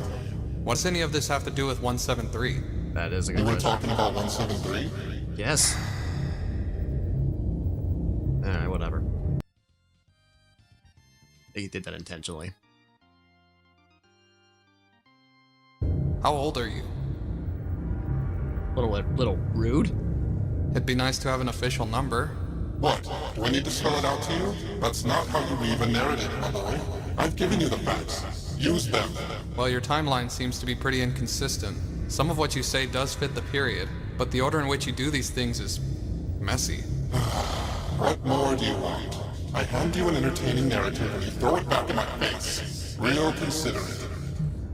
It can't be hard to... No, you listen here. I'm giving you my precious time, not the other way around. You want some answers, you better listen carefully and maybe start asking me some goddamn worthwhile questions for once. Touchy. What are your thoughts on SCP-001? What kind of ridiculous question is that? Always almost standard, it seems. Answer him, 035. Ask nicely. You're not exactly in any position to... Oh, aren't I? I don't think you know who you're talking to. Refuse to comply and I can make this situation much worse for you. Melodrama won't get you far with me, buddy. Want me to cut off at the neck? Allow me. Holy shit, Jacobs! Yeah, I figured. Caution, SCP-035 prematurely terminated connection with D3121 at approximately 14:55 hours. During interview recommendation, a second D class to be requested for further interrogation. 05 Council Member Jacobs.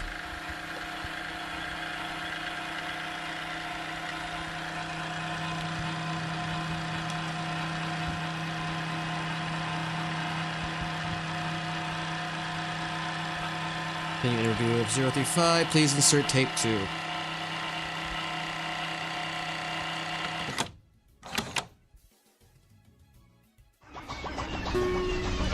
So wait, there's another. Okay, hold on. Because I've just been putting these on my list as I go. I haven't actually. I didn't put the whole thing. Where is it? I'm not gonna watch it yet, but we will watch it later on, since you know. Yep, we will watch that in a little bit. In fact, I'm gonna just hold on. Can I just save the playlist? Yeah, we're saving that just in case. We'll come back to it after. Because I do want to watch these other ones. Also, you know, I got a whole bunch of these, so. And we're not playing a game in. So, yeah, we can do this as long as we want. I did want to watch this. I saw this production of The Exorcist. I do, like I said, like looking at story and whatnot, and then I would, as well as the production, you know, production of certain scary movies and horror movies and writing process, blah, blah, blah, blah. I know this was obviously very, well, essentially was hell to produce the movie. There was a lot of, you know, fighting.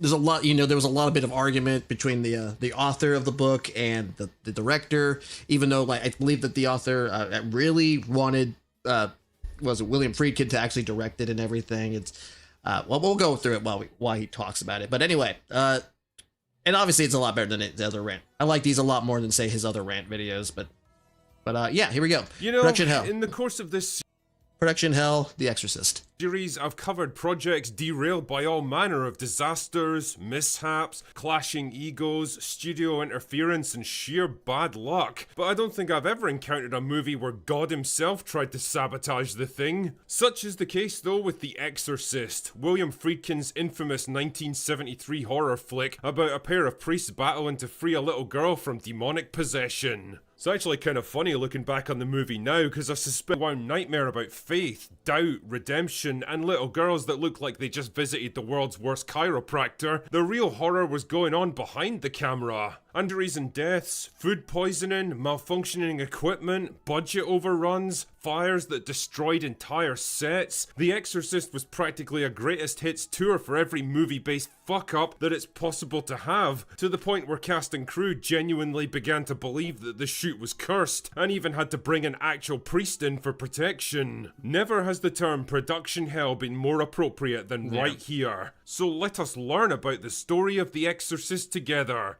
Shall we? The book is a little bit different from the movie. The book is more, I guess you could say, kind of mystery than full-on horror, because it never fully states that, you know, or it never gives you a definitive conclusion that Reagan is possessed. It more makes you kind of question it, because even like when in the book, or at least in the movie, where she spins her head and her mom sees that, it's kind of made you think if she actually did see that, because her mom was so sleep deprived, she didn't know if it was actually real. What was it? I think like the only thing that might have actually been might make you go to the conclusion that she actually was possessed. She like knows some stuff about this family friend's daughter who's apparently not actually dead. She's like a drug addict and whatnot. But anyway, let's. The story begins in 1971 with the release of Peter Blatty's novel of the same name, which was loosely based on a real-life exorcism case from the 1940s. Yeah. The book struggled, except it was a boy, not a little girl, to sell until Blatty's controversial appearance on the Dick Cavett show electrified audiences, and pretty soon the novel was a bestseller, and Warner Brothers had picked up the film rights, with Blatty managing to negotiate himself into screenwriting duties. William Friedkin, fresh off the success of The French Connection, was attached to direct, with a modest budget of $5 million allocated for the movie. I'm pretty sure he's gonna maybe mention this, but I know like the studio at first didn't want William Blatty to actually, not Friedkin, sorry, Friedkin to actually direct it either. That like, he was like such a nobody, and then they actually showed him Friedkin or Blatty showed him the Connection, the French Connection. They're like, well, now we want him more than you do.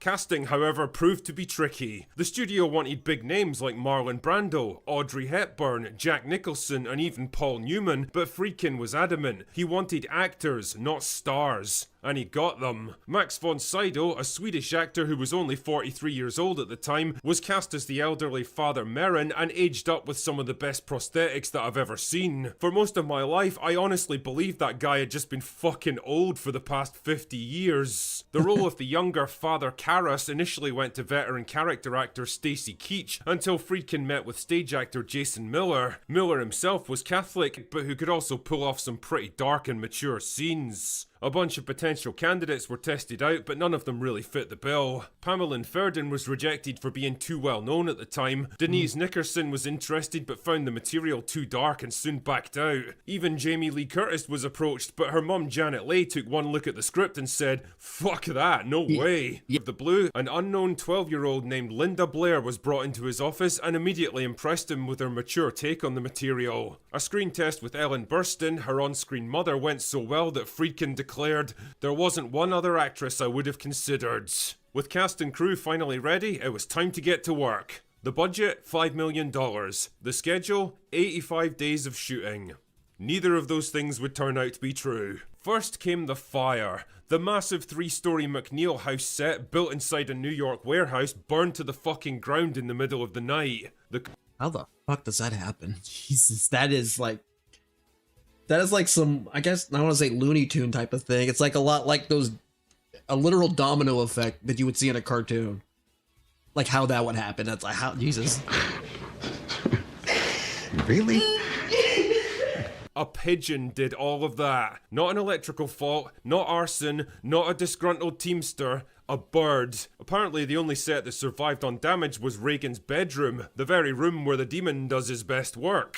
Coincidence? But okay, Maybe? fine, accidents happen. The set was rebuilt, forcing a 6-week delay, and a brand new sprinkler system was installed, just in case. A sprinkler system that immediately malfunctioned and flooded the entire place, forcing another 2-week delay.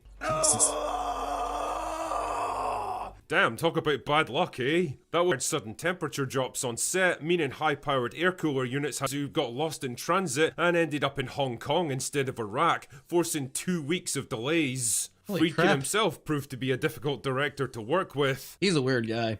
Well, he was a weird guy, rest in peace.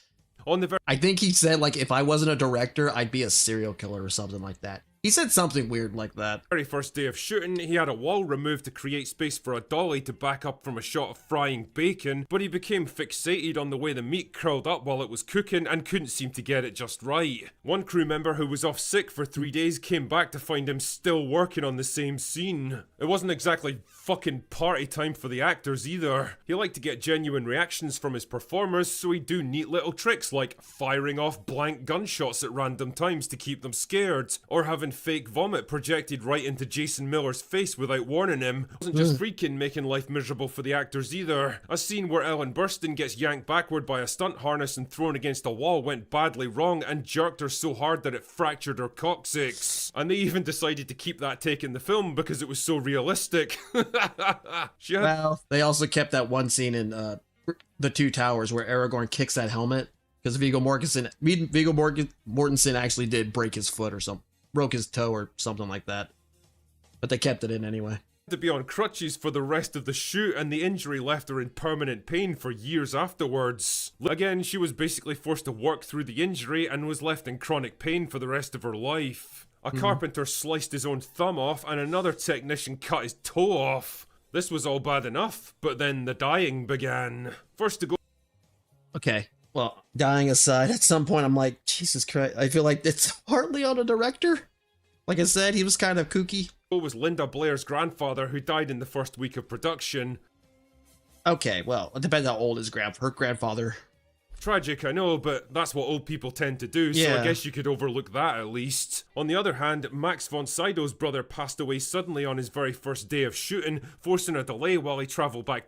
I think you'd be surprised how much, you know, movie studios want you to either... Well, one, movie studios, because they got to make their money back, and, you know, directors, producers, writers, they really want to, you know, get their vision.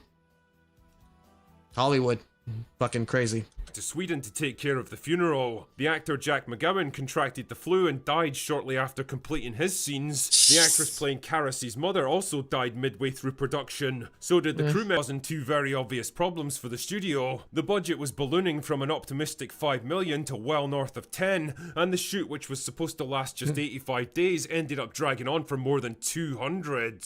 In fact, that's exactly what a lot of the cast and crew were starting to believe, like Satan himself was personally pissed off by this thing and was trying to stop it from getting made. Damn man, I wish he felt this strongly about Star Wars. He could have struck down TLJ with great vengeance and furious anger, and I would have been completely fine with it. The situation got so bad that Friedkin had to bring in an actual Jesuit priest to bless the set. Multiple times. Father Thomas Birmingham and others performed blessings on several occasions. I mean, they really, the author and I think they really believe in the project. That's why. Mostly to calm the nerves of the crew, but whatever they did, it seemed to work. Nothing demonic happened after their work was complete, apparently. Oh, well, almost. When the movie was screened in Rome for the first lightning and went down in flames. Jesus! Boy, that escalated quickly. I mean, that really got out of hand fast. You just had to get one more jab in, didn't you? Either way, The Exorcist was finally complete and went on wide release in December 1973. And to say that it was a hit really doesn't do the thing justice. When audiences weren't fainting, throwing up, or walking out in disgust, they were queuing around the block in freezing winter weather to experience it for the first time. I think they actually did hand out barf bags during some certain showings. I know people fainted. Because they, you know, keep in mind, this was like, during that time, this was like really the most creepiest ass movie ever. Everyone was talking about it, either to condemn it or praise it. The film went on to make almost $200 million in its initial run, with another $200 million later in re-releases. Well over $1 billion in today's money. Jesus, even Marvel movies don't have that kind of pulling power. And it became the first ever horror movie to be nominated for an Academy Awards. Not bad stuff. But was it really cursed? Was Satan personally trying to stop his own PR film? Or was it just 1970s Hollywood at work? Lax safety protocols, an overambitious director, freezing sets, dodgy wiring, and a bird with a death wish? I'll let you decide. But if you ever find yourself on a horror set and a pigeon starts circling the electrics, get a priest and get the hell out of there. Because sometimes the real devil isn't on screen, it's in the details.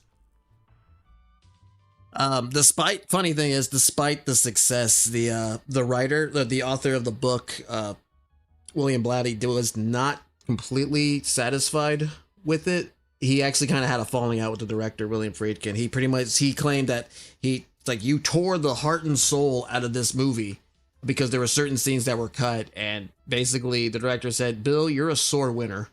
Like I said, they had a falling out, and then they did what is essentially a producer's cut that, you know, adds a lot of those scenes, and it changes the ending, which I think is a lot better because it ends on a more, I guess, a more nicer note. But that's just me. But yeah, I don't know if this was cursed or not. At some point, you know, a few small little flubs, you know, is a coincidence, but as they said in Sherlock, what do we say about coincidences? The universe is rarely so lazy. Anyway, that's all I've got for today. Go away now. I'd say maybe at least try to check out the book. The book's not too bad. But let's see. These other ones are pretty long. Let's go to return to tape 2.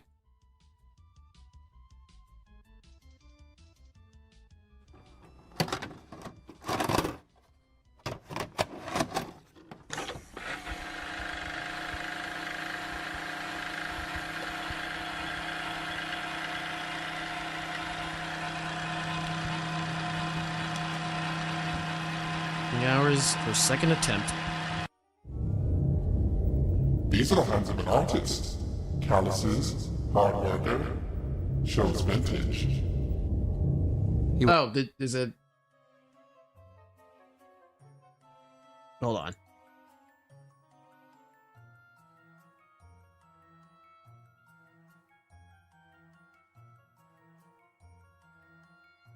on. Where did you send it?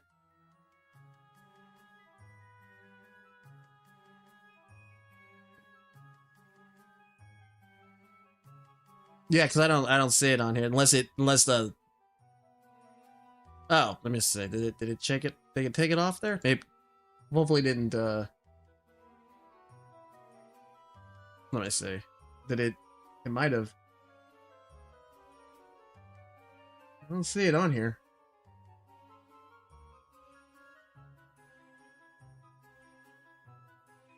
Yeah, because I'm looking on here, it doesn't show me the link. Oh, okay. I got it. I see it. It's on the it's on my Twitter. I thought you might. Yeah, I think maybe auto chat might have fucked it up or might have deleted it. Copy it.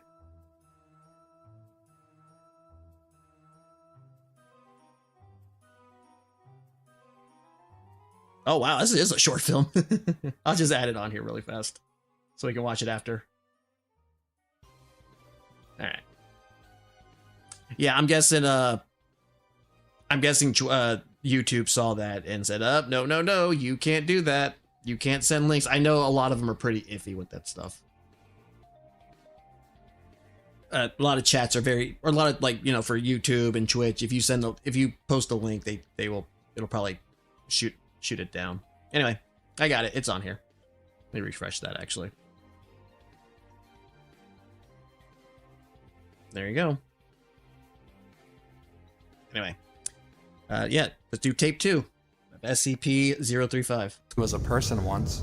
Now who stopped seeing him as one first? You consider people like him property. At least they live through me. For as long as they last. I'm not here to argue with you. Now could you please answer my previous question about 001? I appear to be in a more agreeable mood. Why not? So? Well, which one? I understand there's about, what, 20? So what am I to say? How am I to know which one is the real Slim Shady? The real what now? Really? You didn't get that? That surfaced out of nowhere? Alright. Teething problems. Anyway, here's my point. Why ask my opinion if only one of them exists? Or two? Or heck, maybe even none at all? What if they're just a ruse to keep people from knowing what the real 001 is? That's what I would do. That's an interesting theory. I'm right, aren't I? Come on, you can tell me. I think we've said all that needs to be said.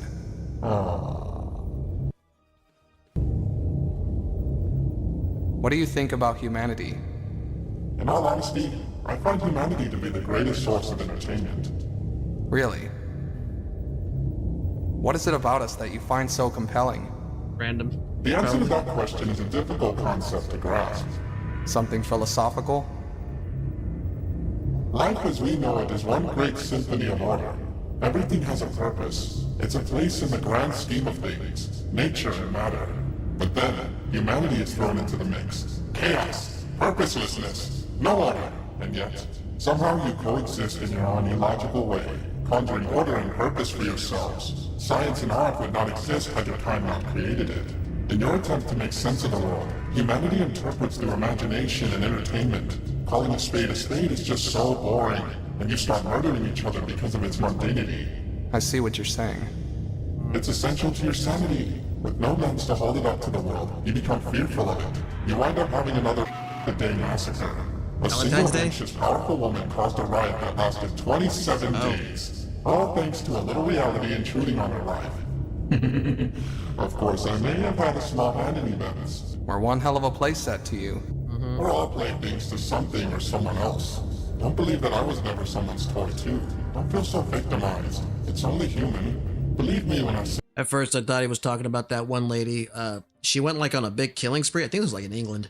And her only reason for doing this is because she didn't like Mondays. There's actually a song about it too. Pretty good song. It's not like a metal song. It's like an actual, like, kind of, I guess you could say adult contemporary type of song. Say this. We have more in common than what you see in those little files. How does an artificial body compare to one that once lived? Let me ask you this. Would you prefer to interact with flesh or the imitation? It's familiar. like home. It shows expression in the subtleties of its movement that no mere statue can mimic. Wouldn't something like an animatronic body last longer? You're right about that.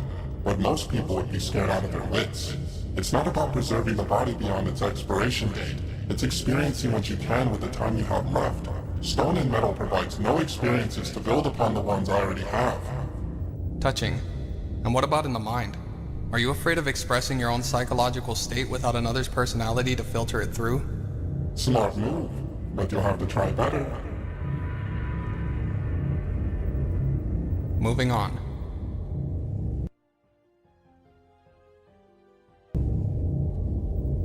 What is your purpose? That's a very meh question. Not sure. What's yours? I thought we were talking about you. Whatever piques my interest. My purpose is whatever I choose it to be.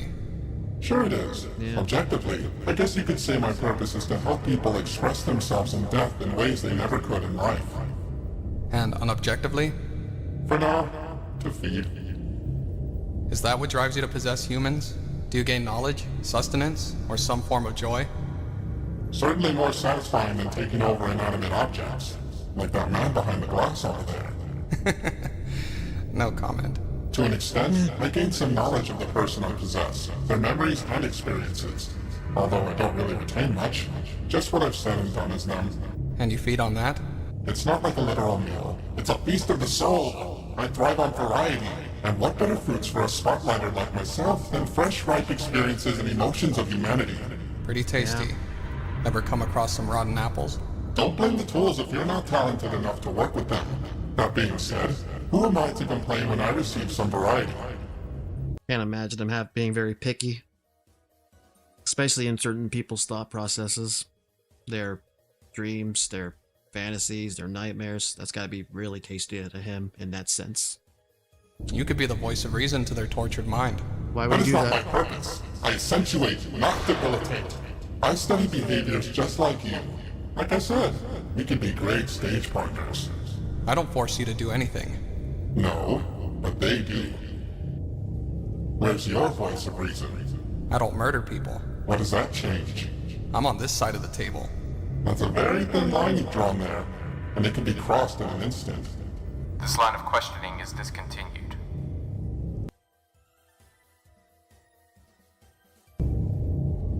Do you have sympathy towards your victims?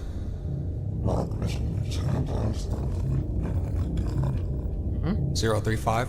Something else. Is this upset? Another question, damn it!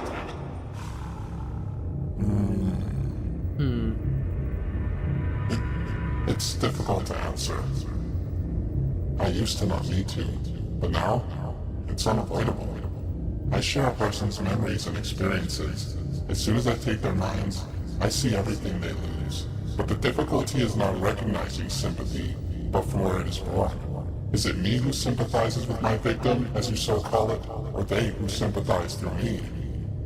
Have they ever influenced you to take action? To do something you don't necessarily want to? On occasion, a host lights may drive me to perform actions that deal with the urges. But to control or fully influence me, that is yet to occur. It sounds almost as if you begin as the intruder of a person's mind.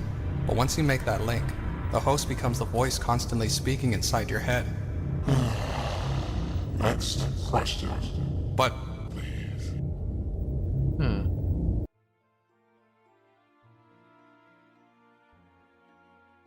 See, now it makes me wonder what happens if if certain SCPs wore him.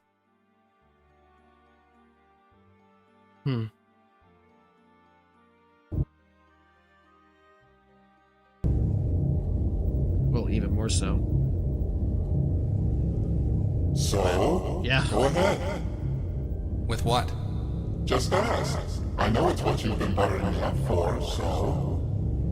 Alright. What did you and 049 talk about during the containment breach? Oh, nothing much. Just catching up on all times. We've suspected for some time that you two came in contact prior to containment. It goes a little deeper than that, darling. We are lovers, he and I. Ew. Really? No, I just wanted to see the look on your face. Hold on. Sorry. I believe that's the, computer, right?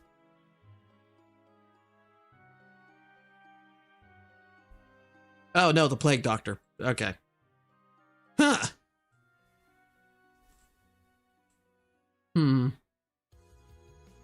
I mean, I don't think, how would he I don't think he has any interest to put it on. Or he could, I don't know.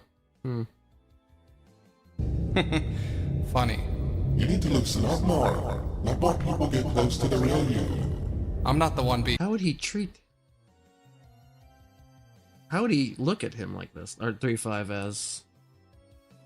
He thinks we're all, you know, sick. Essentially heals us in a very unorthodox way, pretty much killing us. See, now I gotta find out how they interacted. being interviewed here. So if you weren't lovers... Acquaintances. There we go. More so partners, perhaps. But we were so much different back then. How far back are we talking about? Oof, a good 1,000 years now? I found myself caught up in the Crusades, and being me, worked events to suit my needs. Made them think I was a holy artifact. I mean, I am, but they didn't need to know it wasn't their gods. Found the cause very silly, but the perks, eh? Your talents for scamming the human race never cease to amaze me. You make it sound so evil. I was trying to survive. If they thought I was a product of Satan, I'd have been destroyed and you wouldn't have the pleasure of my company. More's the pity. You flirt. Anyway, I was headed through Boston. I was gonna say perish the thought.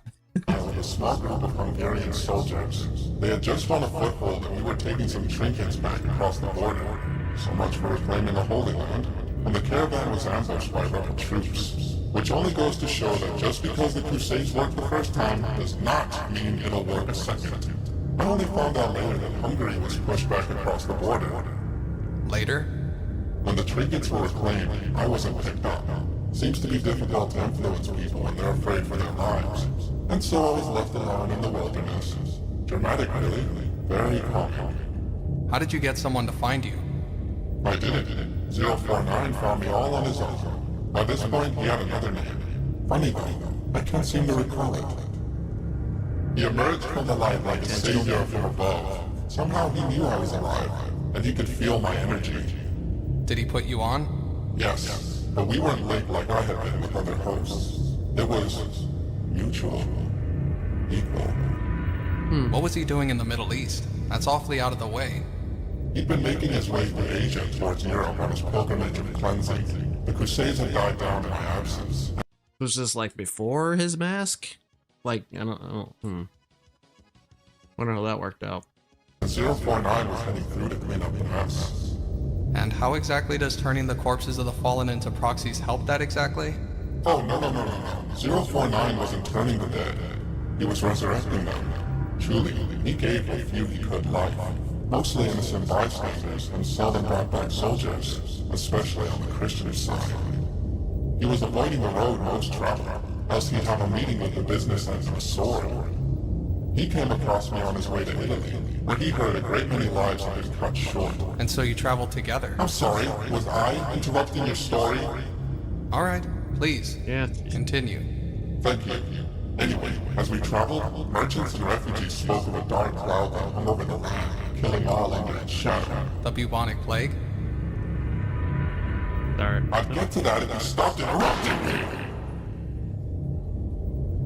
Anyway, we spent years in the East, encountering still mostly those who had perished in the Crusades. In that time, we grew to appreciate each other. He even allowed me to perform for the Risen before we were forced to move on. We made quite the unusual double act. He'd bring him back and I'd knock him dead all over again. He showed me probably the most human side of me than anyone before or since. Then we reached Regina, and the plague was waiting. He was so afraid. Unnaturally. This was a 049 who embraced the living as much as the dead. Now, he feared the living more. Try as he might, he could only save the dead, but he could not prevent them from being reinfected. It was a charnel house, and we saw the same faces over and over again. I implored him to use my powers, but even with me, it was not enough. Nothing would be. The plague was relentless death. The power of the gods could not stop it. We had to heal the sick rather than revive the dead. A necromancer can only resurrect. Could he heal the wounded as well? The potential was there, deep within. I could help him unlock it, but 049 refused. We left Italy soon after. We never stopped moving. You didn't bring back anyone else? No. He kept ignoring everyone on the planet, never turned back. All he wanted to do was reach Britannia and be done with it. Like the family member you wish was dead, the plague was there waiting on the doorstep to greet us upon his return home. He had left behind so many before setting out on his journey. Now, full fate tormented him, as they had been buried too long for him to bring back. Not in any shape or form you'd be pleased about. I implored him once more, and eventually, he caved. An 18-year-old victim of the sickness was our first and last living patient. We tried with all our might, but something happened. It was the most odd sensation I had ever felt. A burning seared through me like the forges of Olympus, and I felt myself bleed for the first time. That's when I heard 049 screaming. I'm not entirely sure what happened to him, but that's where my blood comes from. What about 049? He hid himself behind that ridiculous mask he picked up in Italy. I had to move on, and I had the theater to help me regain lost confidence. I fear our ordeal left him disfigured, or worse, insane. But when we looked down at our patient, what remained of her would be enough to drive most people crazy from grief. Sorry I'm not talking that much. I was actually listening. What's your thoughts on the Foundation itself? Oh no. We were such on positive topics. You don't want to hear what I think of this. This? Sorry. Ignore that. I should always be wearing a happy face. I'm very bored in myself. I doubt anyone would be willing to oblige my thirst for entertainment. I may be able to convince someone to let you have a dummy in television. Don't make promises you can't keep, Watch. Alright. Need I say more? It's okay. I don't see your You fucked up your hand, dude. Foundation as much of a problem for me. Are you planning to escape? If you're up to anything... Oh, relax. I'm not too hung up on escaping. Would I if I had the opportunity? Sure. Who wouldn't? But I've been locked away before, and you're not liberating me like others before you. I don't need to escape. Eventually, this prison will roll away and I'll simply walk out the fourth wall. Better hope our countermeasures aren't used in the meantime.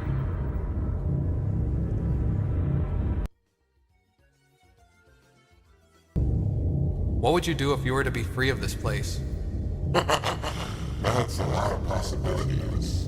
Feel free to list a few. Well, in that case, I would love to run my own theater, host a wide variety of plays, operas. Oh, this takes me back. I haven't worked properly with the group since my days with Bill.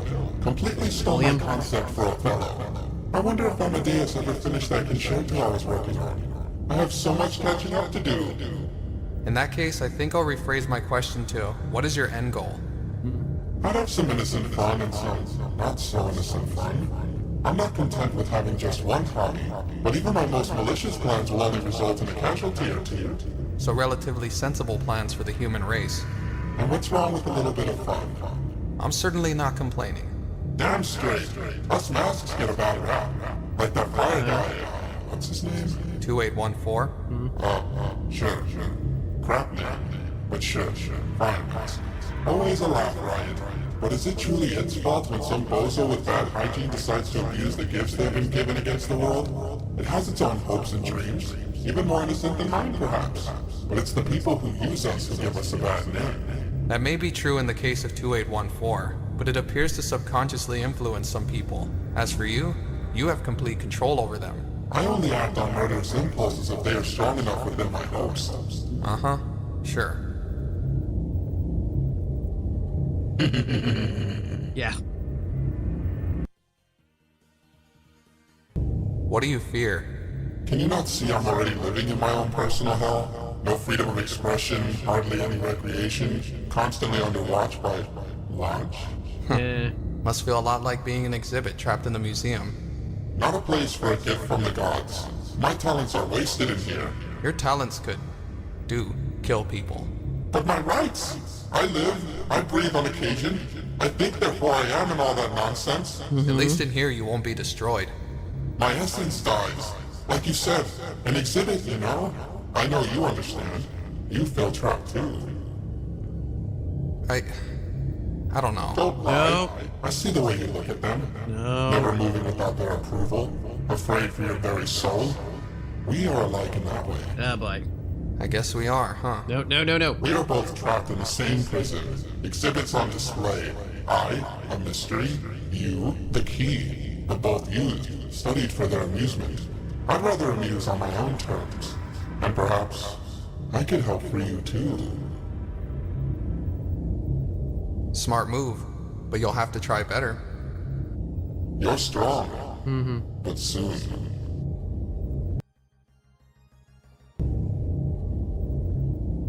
Why do you wish to control 682?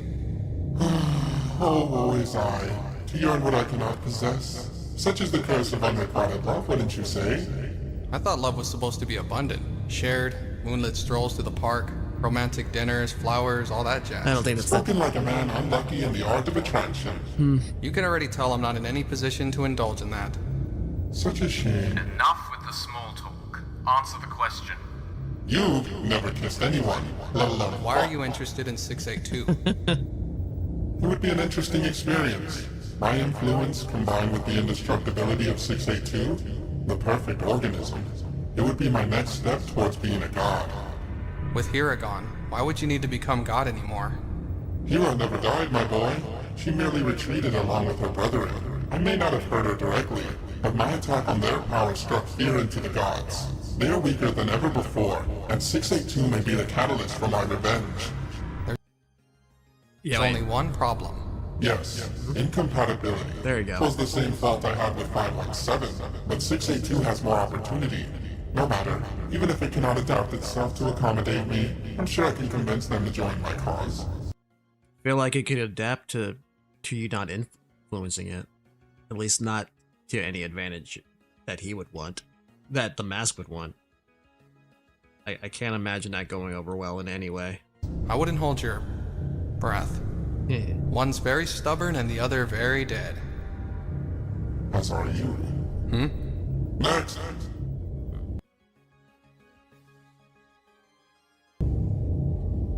What were you doing in that crypt we found you in at Venice? Drinking margaritas and getting a tan. What the hell do you think?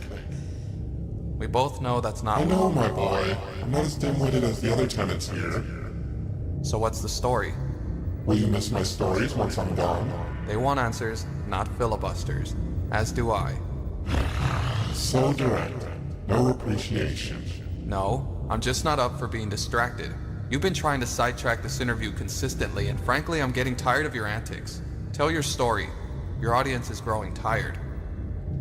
I'll take that criticism to heart. It must have been around 1848. Or was it 49? Anyway, Venice was quite preoccupied with a slight outbreak of cholera. The decision to travel there was an unfortunate oversight of mine, and the convoy succumbed quite suddenly while seeking treatment. My last host must have been a native of the area, and had the strong urge to return to his family tomb. I doubt he realized he entered the wrong crypt. Poor thing was delusional with fear. And then, all went quiet. I had no one. No one to call for, not even a stray. I was alone. The rest, as they say, is history.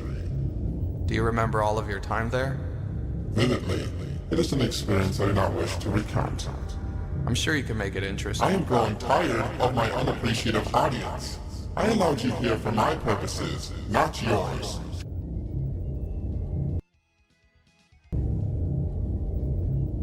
If you don't mind, I'd like to go back to... I do. Sorry? You've kept me cooped up in here answering these boring questions all day, and I'm getting very little satisfaction from you. Whatever the case... This isn't your personal circus, 035. You'll do as we demand. Sit up, roll over, play dead, jump through hoops. That noise. I'm done being on display. And if you won't submit to me, then I'll take you myself. Oh boy. I think it's time we concluded this interview. Why so anxious, Doc? Afraid of the exhibits? Getting too close, are we? How would you like some first-hand experience? Guards! Oh! God damn it, get enough of it! Get it now! Honestly, you probably should have actually had a guard in there, just, you know, to shoot him on sight. I'm just saying. Anyway, 035 attacked, I-class? I don't know. Personnel redacted. Watch during questioning. Upon entering the interview room, security discovers 05's law host inert. 035 appeared to have redacted. Watch was transferred to the medical ward to recover from his injuries. 035 has been returned to its cell and encased countermeasures to prevent its escape. Engineers discovered 035 had used its corrosive to interfere with the electrical equipment in an attempt to obtain a new host. Medical staff could not determine how Watch survived the encounter. The subject in question regained consciousness after 11 days of care, physically and mentally unscathed. Huh. Good on you, but I feel like something else is up.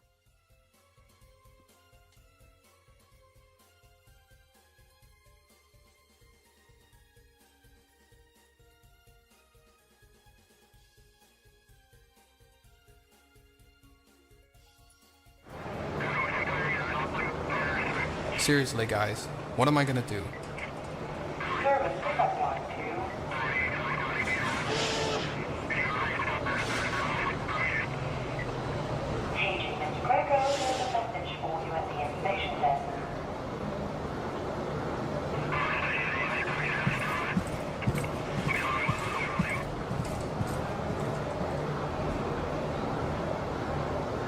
How are you feeling?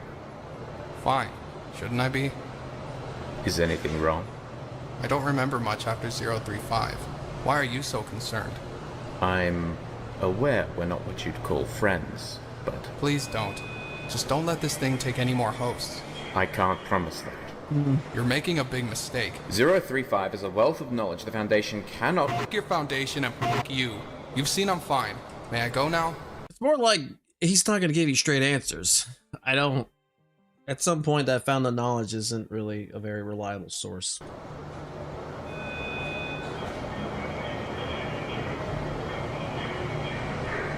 Interesting. Why, he's mad? Yeah, I'd be mad too.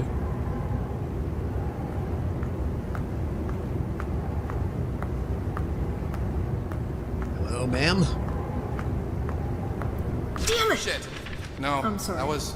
Why is she Let not me help. censored? Thank you. Don't mention it. Last thing you need is some douchebag roaming the halls. Huh. I've seen worse. I bet. Well, see you around. That looks like Ashley from Mass Effect. Insert tape edition interactive. More? Okay.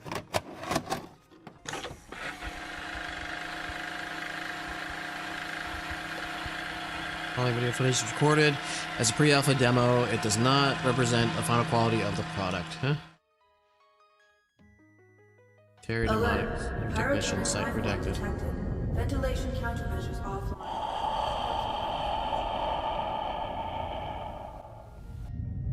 Alert. Pyrothermic life form detected.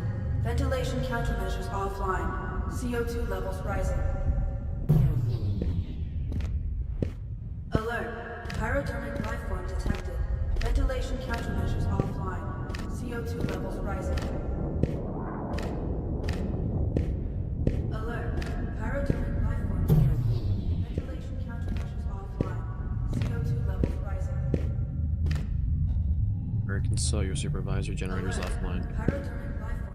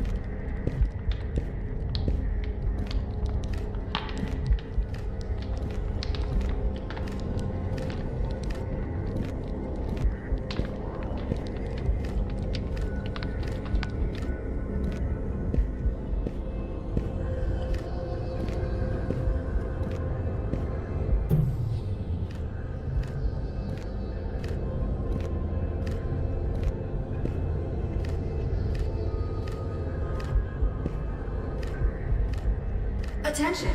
Today's birthday notice goes to Dr. Helen Berbrand. She is age deceased. Happy birthday, Helen. Hell?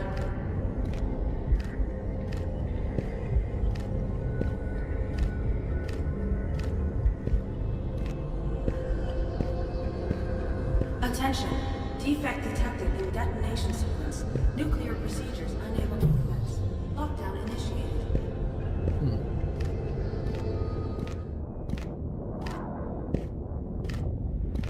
Yeah, I'm not entirely sure what I'm looking at, but...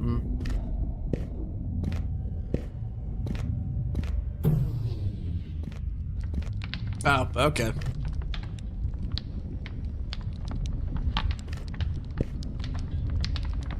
Oh, she's like, I guess, a little gay. Alright, whatever.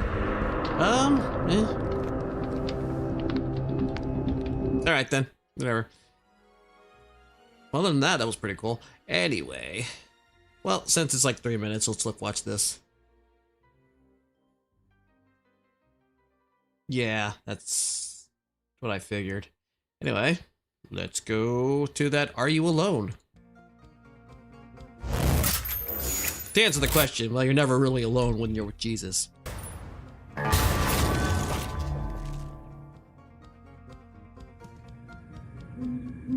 Oh, is this supposed to be like that No, I'm Not Human or whatever it was? I haven't gotten around to playing that.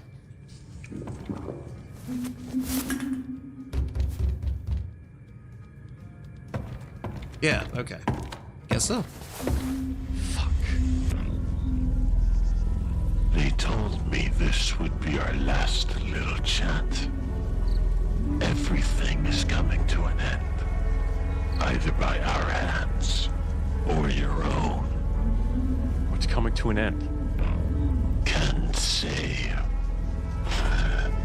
Funny how you feel nothing at all. Don't worry. We can help. Okay, why do you keep coming here? You only just now thought to ask that. Have you considered that you are chosen? They sent me for a reason. To change something. But the outcome's always the same. Guy really does not... Looks like he skips leg day a lot. You'll die.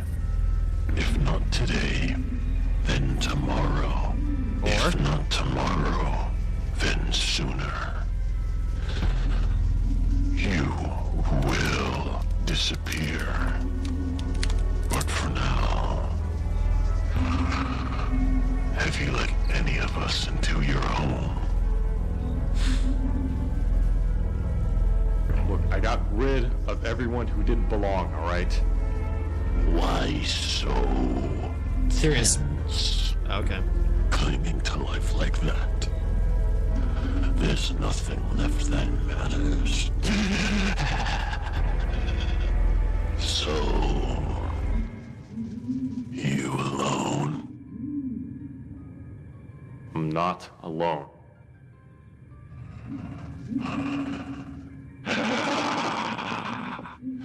I know you're not alone. I just wanted to see if you'd lie or not. I'll let myself in. Get the gun. There you go. Pop. You do. I see you trying not to laugh. Get the fuck off my pro. Zobo Bandit. Alright, interesting. I probably should actually watch that movie. Oh, well, there you go. We got a lot more time. We can... What else? Anything else not as long? Yeah, I don't care at this point.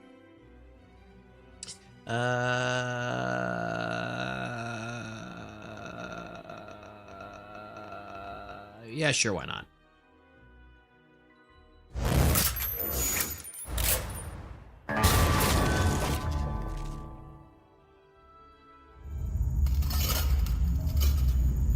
Following video contains depictions of mental illness, suicide, substance abuse, violence, starting like, I didn't finish it. Viewer discretion is advised.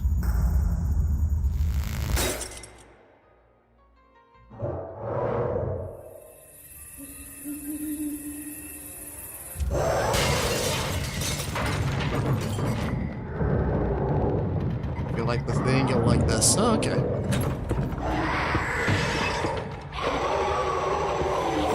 Interesting art style to choose.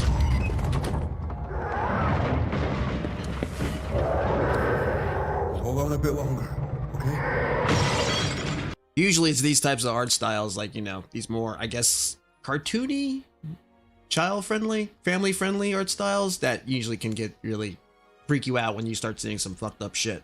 You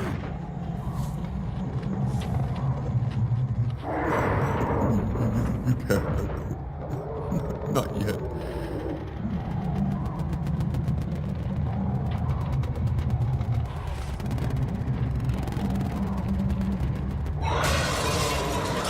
There we go. Retro art styles. There you go.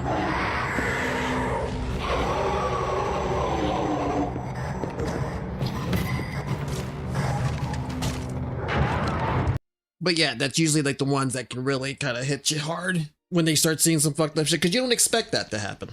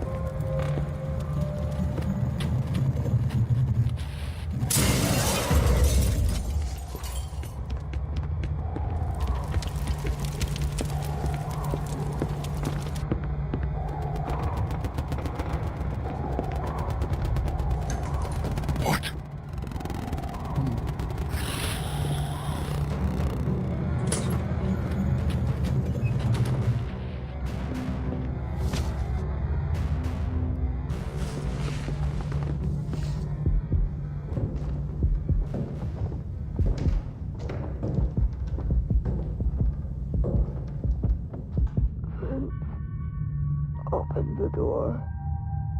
Oh shit. There's a medkit in there. Didn't he leave the... Oh shit.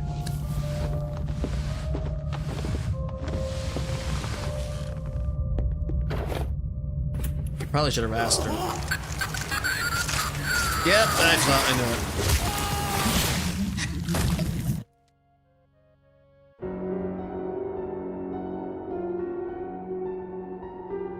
Like, you left the door open in her room. Something was gonna happen.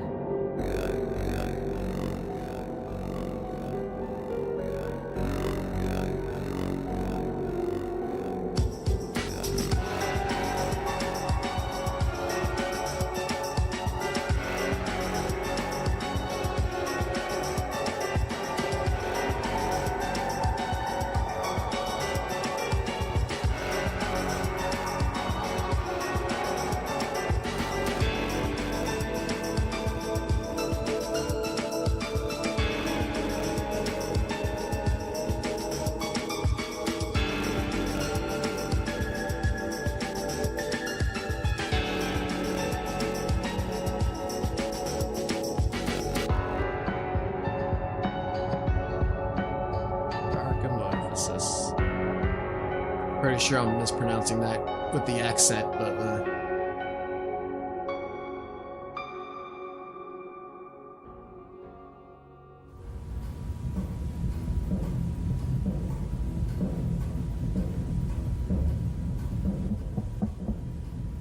Brian?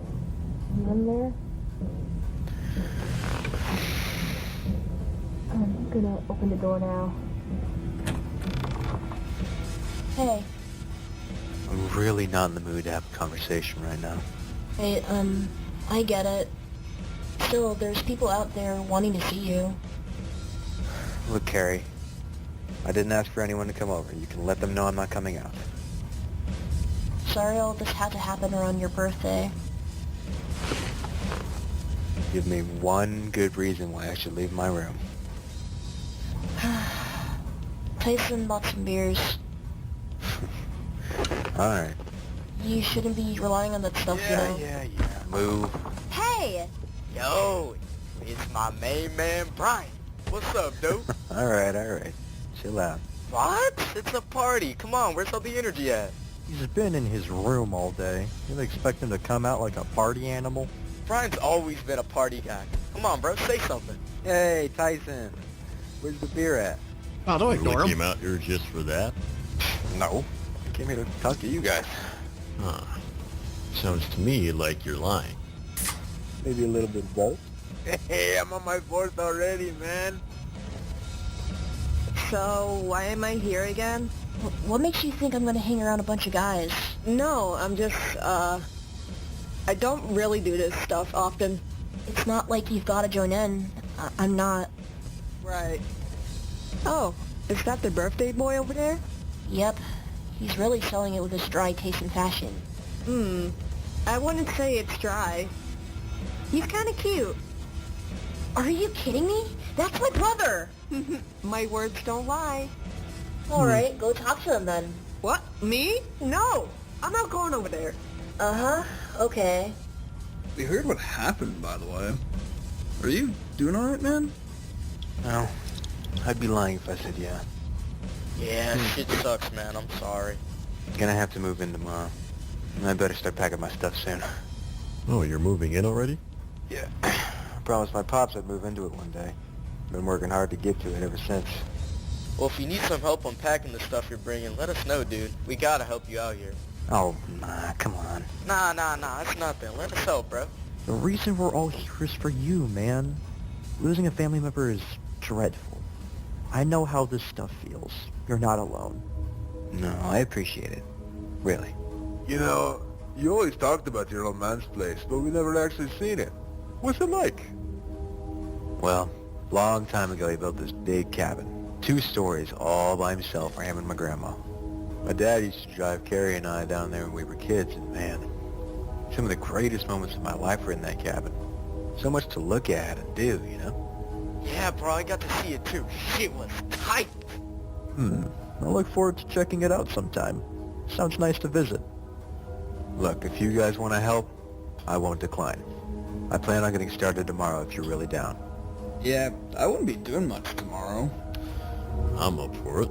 Bro, I'm so down to check it out again. It's been so long. Here's to tomorrow.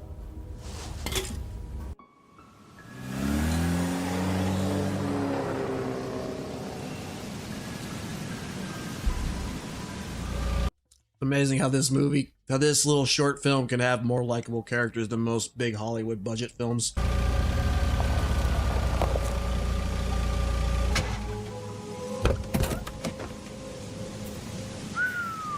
I saw this place is big, man. It really had to be in the middle of the forest, huh? You got a phobia of trees or something, man? Never mind. Yo, this is kind of crazy. I haven't seen this place in years. Hey, help me with these boxes, will ya? Animated with controller. Hey, can you hold this box? Oh, Here, thanks.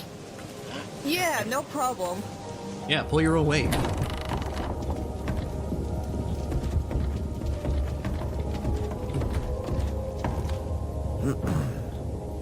One man, huh? One man built us all. Oh, right. That's what Brian said. You know, my brother wanted to do the same thing here. Remember Vinny? They did this in Dreams. He didn't like the... Wow, okay. See, that's probably the only reason I'd probably ever really maybe kind of think about getting a PS5, because I know they have that program Dreams, and there's some games on, some interesting horror games on there. I know some guy was making like a Jurassic Park one that actually looked really good, and unfortunately I think he had to kind of change it up because he got a DMCA. The outdoors. You're one. Even just crappy, like just for funsies, crappy horror games, but whatever. To talk. Okay, whatever. Oh, brother, get a load of that.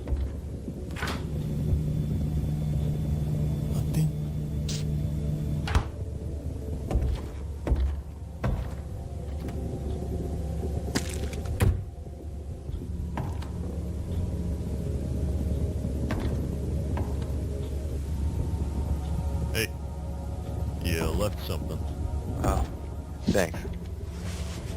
The great Mr. and Mrs. Miller. All right, On James. my mom's side of the family. So, Mr. and Mrs. Daniels? Oh, gee, don't go spreading that around. You say that like we're strangers to you. I don't know, Tyson. Are you a stranger? Just one, alright? Hey, you do this way more often than I do. Well, don't be like me, man. Just one, so you can take a load off. Got some work to do here. And move to a window.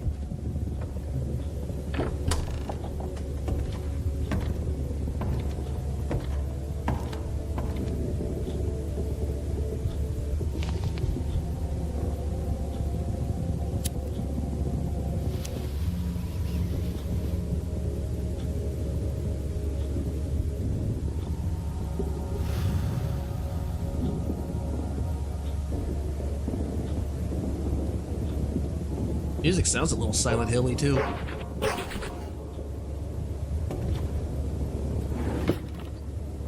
Oh.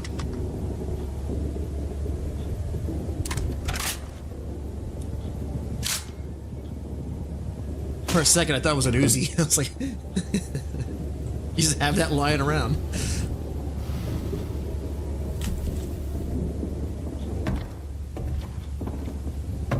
Cole, are you gonna help with these boxes or not? Why aren't you asking Tomas? Man's gotta eat.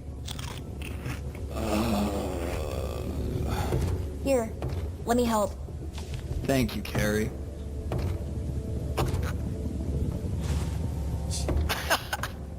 Hey man, let me get one of those. They Come on, can't even be Tomas. bothered to help? You know how they are. It's just ridiculous, man. But I appreciate the help. Oh. Yeah, no biggie. Carrie? What's up? Don't you think this place is a little, creepy? I mean, it's a bit gloomy. Nobody's touched it in a while. I guess. With enough touches, it'll be just fine and dandy.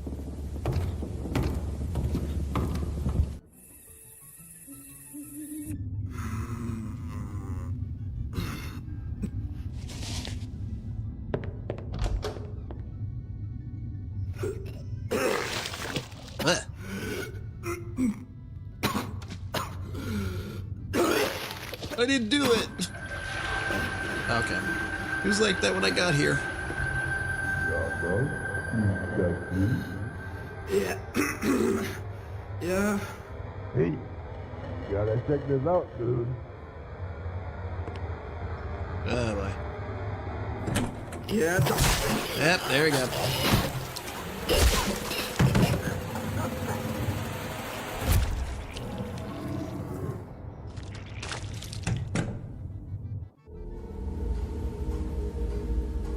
Yo, are you alright? What? Oh, yeah, no, just... nightmare. Ah, well, here. Look a little pale. Have some water. So, Brandon, give me a rundown of this nightmare. You gonna let your friends do all the work? Good morning to you, too. Jeez, did you even sleep? You see that tree over there? Yeah? What about it? I swear I saw someone standing there earlier. You're kidding, right? No, Carrie. I've been keeping an eye out all night. This shit feels weird. Did you see him again? No, I only saw him once. And he disappeared like he was never even there. Well, I'm sure it was just some hiker or whatever. Come downstairs, will ya?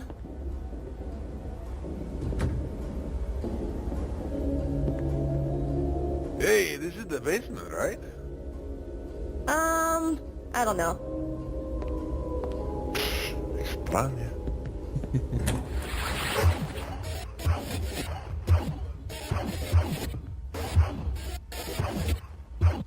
Hey! Hey! Who are you? Get the fuck out! What the hell are you doing? Hey, get the hell out of it! Oh.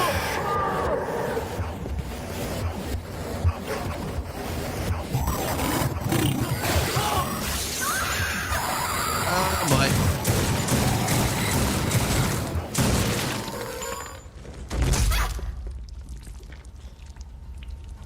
Looks a little like Foxy. I mean, like if, you know, Foxy was all a big what's it call it? Mixed with the thing. What the fuck? Why do I feel like that blood on her is not How good? do you mean there's two? Just look. Look in there. Oh, fuck! There you go. Holy shit. This doesn't make any sense. Who the hell was that? What the hell was that?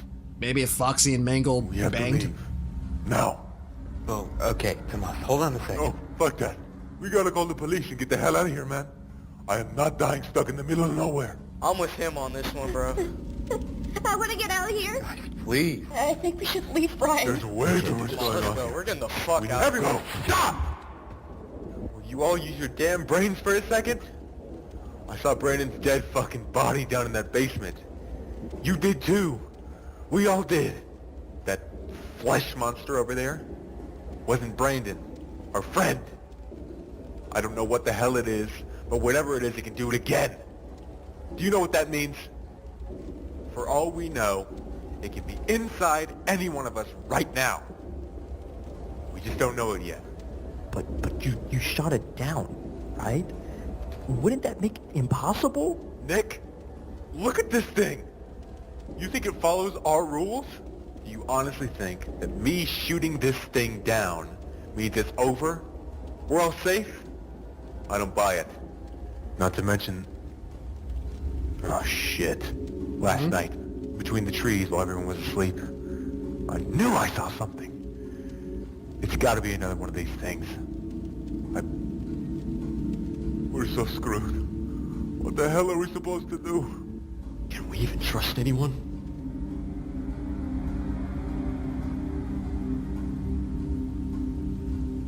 Service, as always. Nick? I may have a few ideas. Okay, let me think.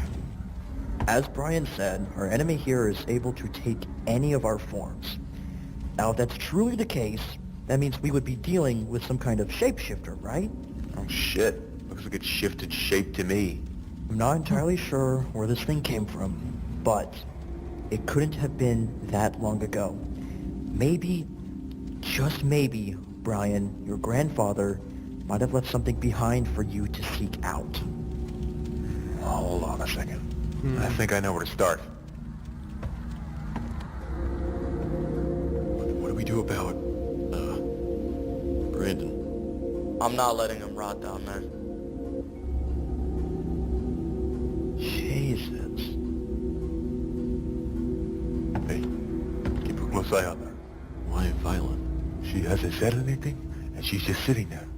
For all we know, it could be her. Tomas, give it a rest. She's just scared. That's what I want you to think. Maybe, but... have a heart, man. What are you doing? Can't leave her by herself.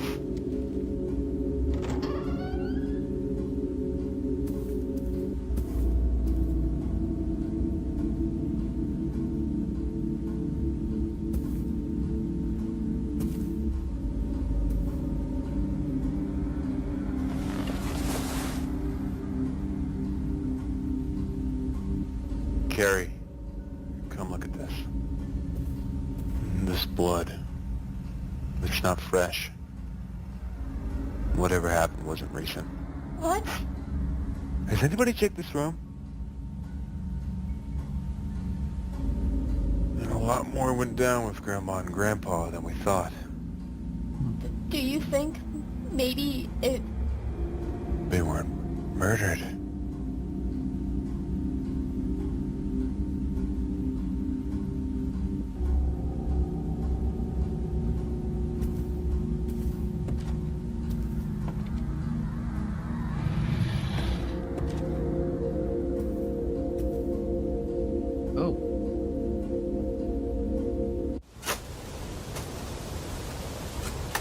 fact that any one of us right now cannot even be their true self.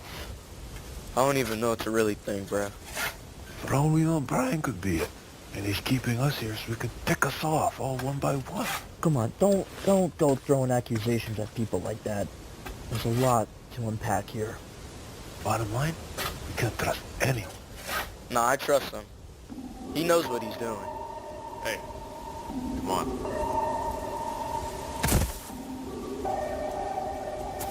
I'm sorry, man.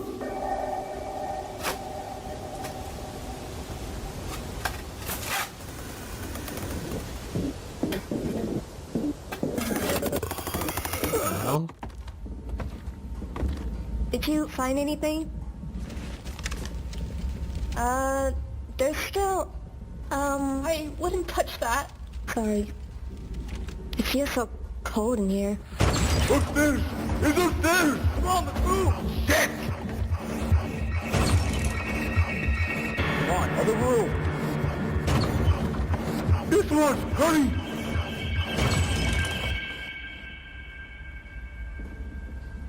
I swear, I saw it! Set up a room and figure out whoever's doing night watch. I'm not letting these things get away.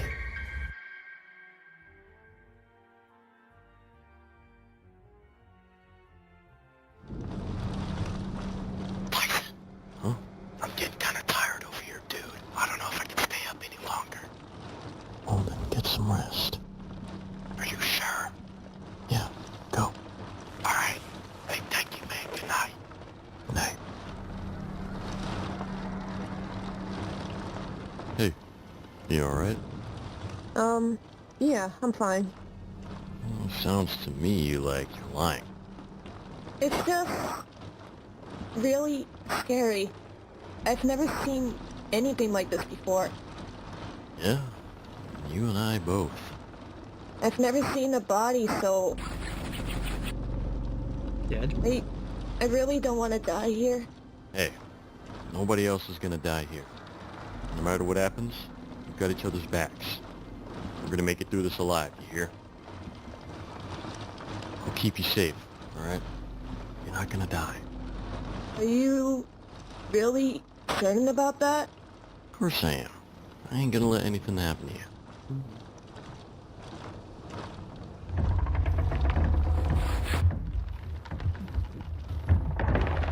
I've spoken too soon. Right.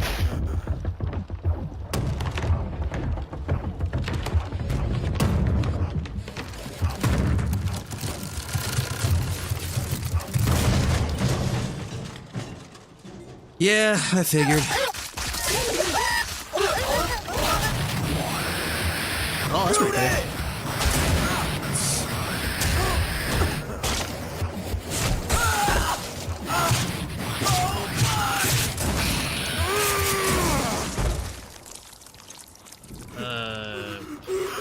Tyson. I told her I keep her safe. Tyson, please! We can't do this right now! No. Whoa, whoa. Get the fuck back! Jesus, what Ah, are you doing? fuck. Put the gun down. Get away from me! None of you are real. None of you are my friends! Tyson! Tyson!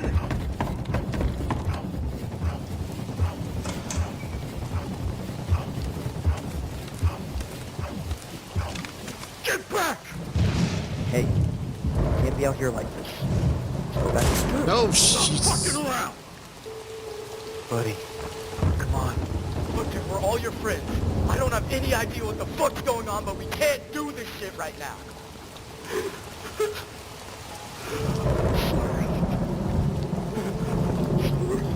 Just put the gun down, alright? Let's go back inside. We'll figure out how to put an end to this. Tyson, just give me the gun. Please. No, don't do it. Don't do it. Of course, man. Don't do it. You haven't done anything wrong yet. We forgive you. It's okay, man. Get all good. Don't. Ah, fuck, I knew it. Shit.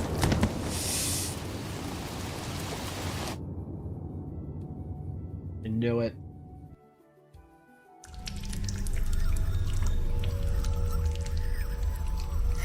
What the hell?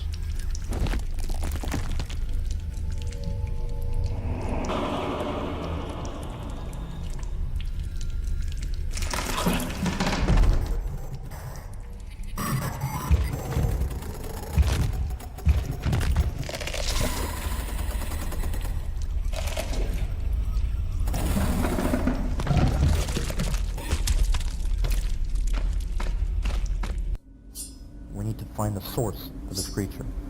We kill this thing, but it keeps coming back. And judging by the variations, it seems as if something is creating more. Nick, we've checked every room. I have no idea where it could be. We haven't checked there. That is way too dangerous right now. I'm aware, but we don't have much of a choice here. Still, we need to be more prepared. Damn, how'd that happen? It was when my face shot off. Shit, man. You gotta get out of the line of fire next time. There's some bandages in the bathroom you could probably use. You might be next. Hold up, dude. We gotta stick by each other, bro. You know, making sure none of us is a shapeshifter. Or him.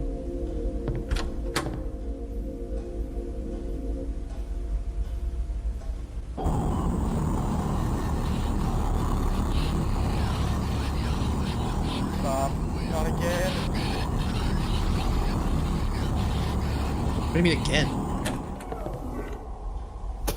Jesus, man. You good? Yeah, I'm good.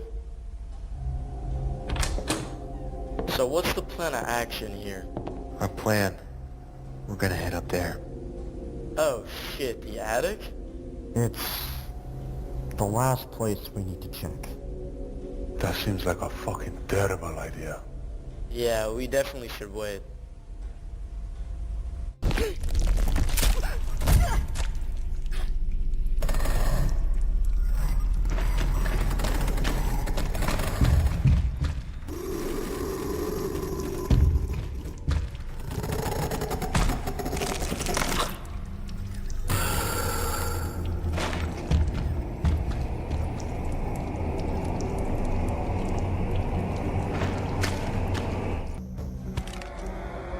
In case anything happens.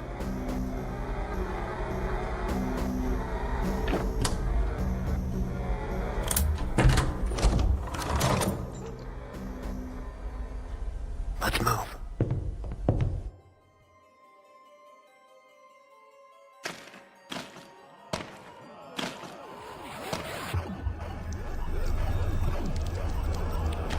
What the hell? The attic was never this big. It feels as if we're outside, despite being surrounded by walls. What's that supposed to mean? Yeah. Bud, I fear we're dealing with something not of this reality. And we should definitely not lose our way back. Yeah. Carrie? Are you alright? I'm worried. Who the hell knows what's up there? Or if they even make it out? I mean, it's just an attic. The place can't be that big. And I'm sure they want to get out too. I'll be back in no time. Do I need to remind you what we're up against? Yeah. A lot of this is really dangerous and stupid. I just wish they'd stay behind until we were a bit more prepared. Yeah, but stuff's already happening anyway. Can't do much about it. They said after 20 minutes, by the way. If they don't come back, we gotta go find them. Hey, Cole. You're keeping track of the time, right? What? I thought you were. Yeah, kinda, like a little bit. Are you nervous or something, dude? What? No, it's just, it feels so cold in here. It feels so cold in here. Whoa, what the fuck? Mierda, not again? You're not real. What are you talking about, girl? Oh god, please let her be right. Carrie, what did you do? I thought... Ah, crap, she was right. That's... good? Quick, give me the gun! No, just keep shooting. Oh, I mean, you get the gun.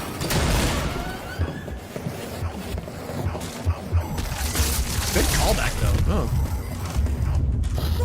Where did it go?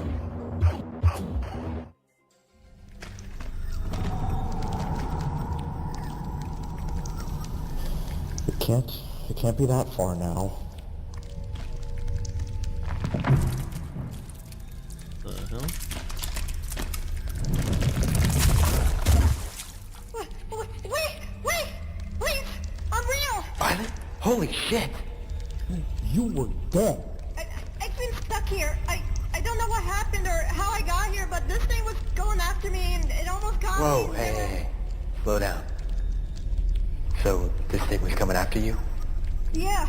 It looked almost exactly like what bursted out of Brandon's body. I saw it vomit out flesh, and the flesh turned into a person. Do you know where this creature is? Yeah, above. Okay. Nick, let's save this for later. Right now we need to get her somewhere safe. Right, let's get you back. Okay.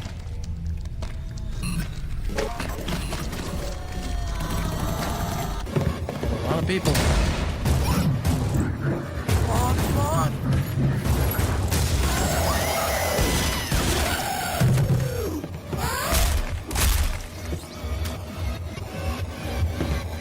Quick, go! I don't see it! Come on!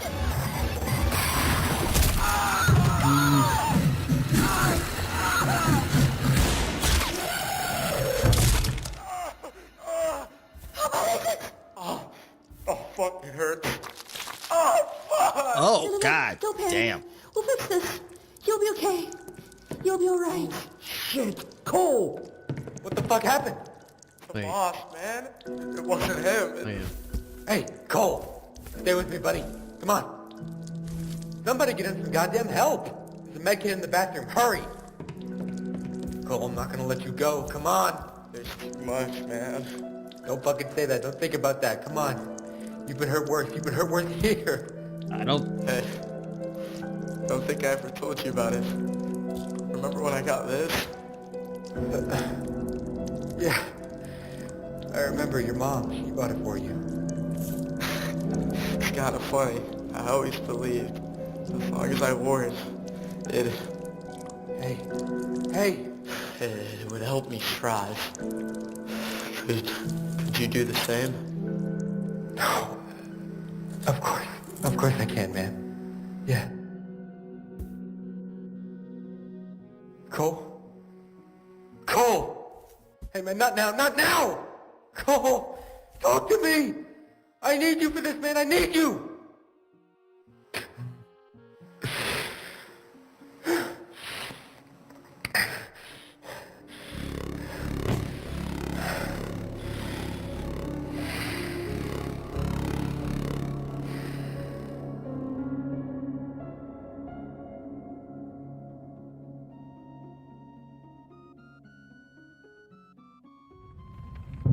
Timing.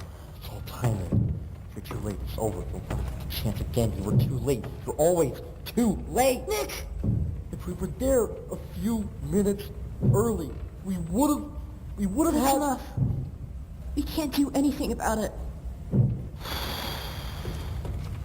What's he even doing in there?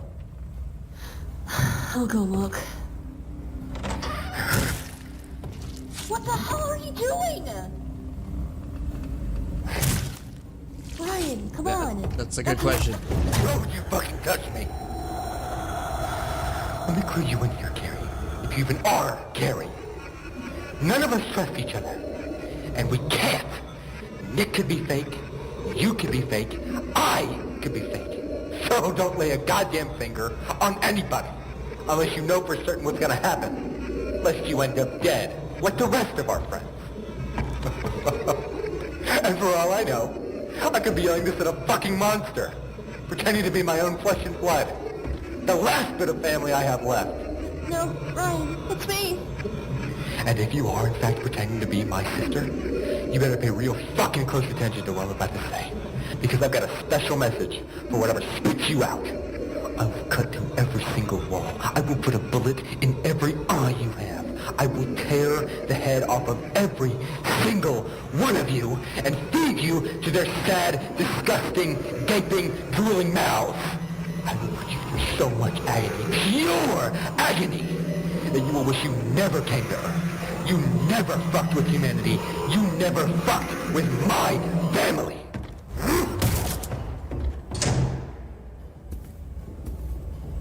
Stay away from me. Okay. Okay, that was kind of funny. I'm sorry. This is weird how he gave him that really unnerving speech, and then he goes, "Stay away from me." He just walks away.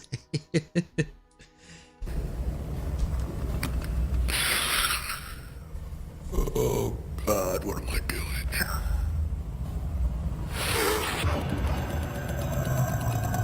Oh.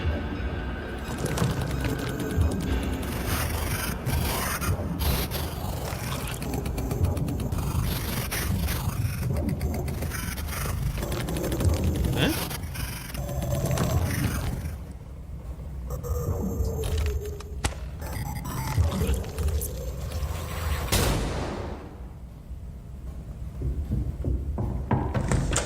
What happened? Is he seeing things?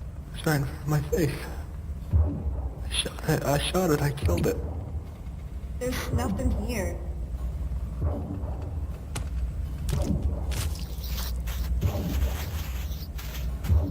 The hell?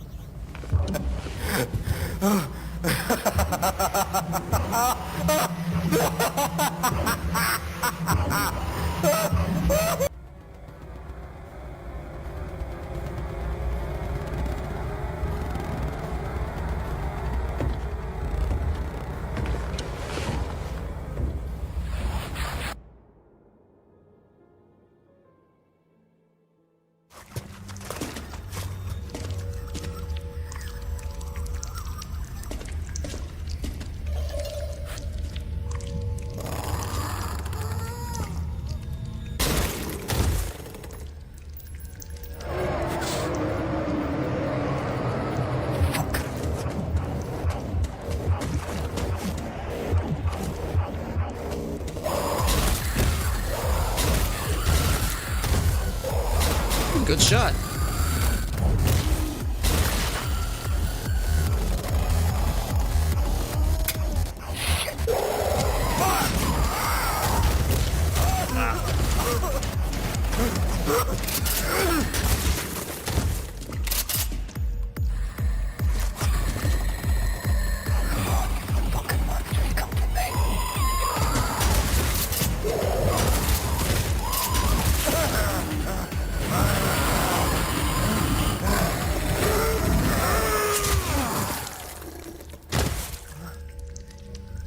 Come on. We need to end this. How the hell did you find me up here? I woke up and saw you leave. Either way, it doesn't matter. Let's go.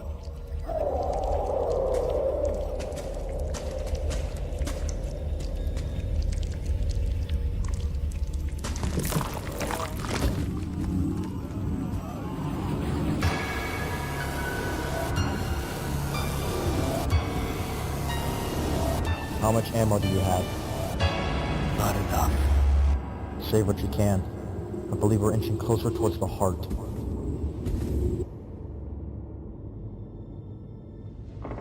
You didn't see anything? No, I don't know what's going on. He was really serious about doing this.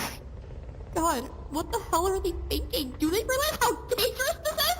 I mean, yeah, but this is our last option. If you don't do something now, who knows what's gonna happen next? No, this is all wrong. There's other ways to go about this. No. Carrie, you're not thinking right. Fuck you! You couldn't even keep your head straight the second this all happened! Huh? Sorry.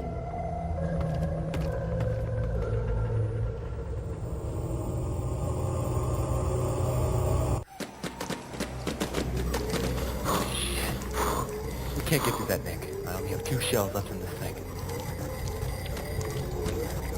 Brian, listen. We don't have very many options here. And our best bet is actually killing this thing. Nick, fuck off. What are you talking about right now? If I don't make it back, promise me you'll burn this place to the ground. No, I can't do this by myself. I can't lose you too. Promise me. Promise. Hey!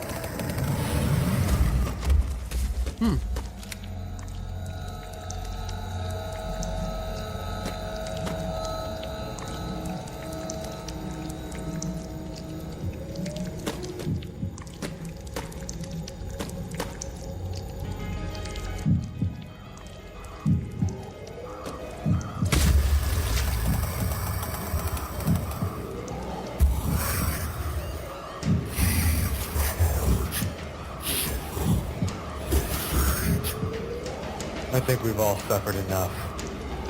Your turn.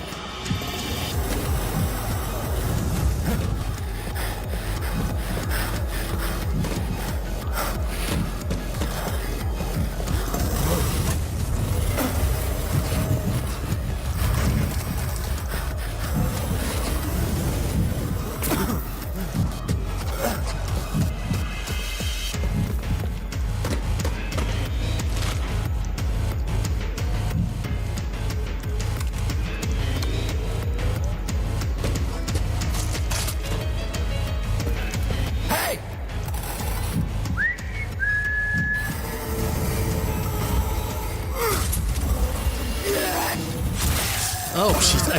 All right. I thought he was going to land on it. I bet that hurts, huh?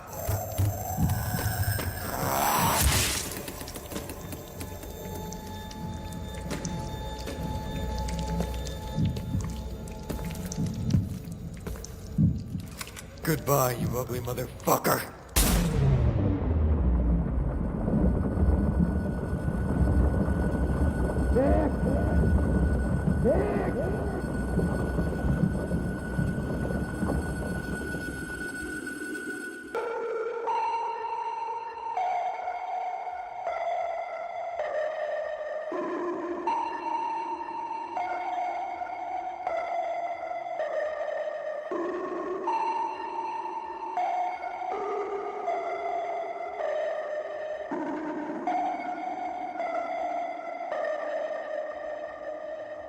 Ah, fuck.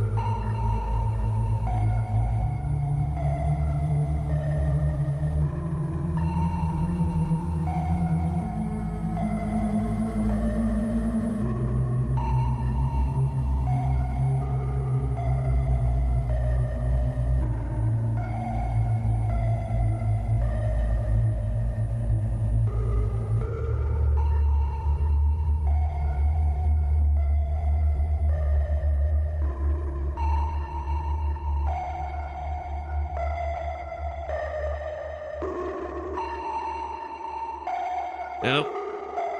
Nope, nope. Ow.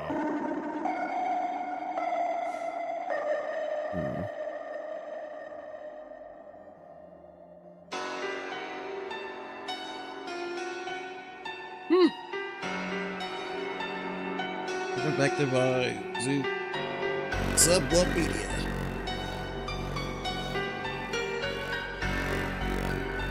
I get my final thoughts after the credits.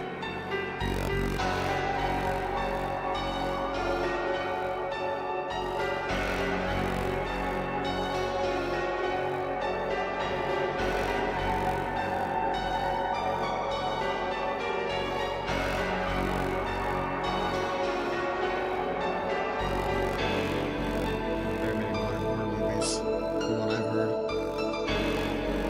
Yeah.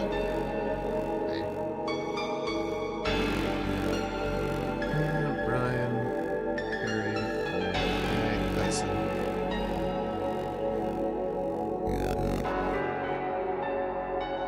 Brought to you by Sublove Media. Patent pending.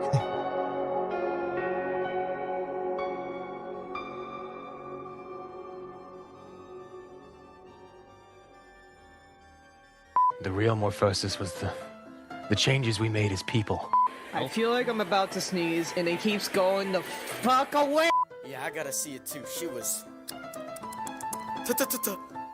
tight.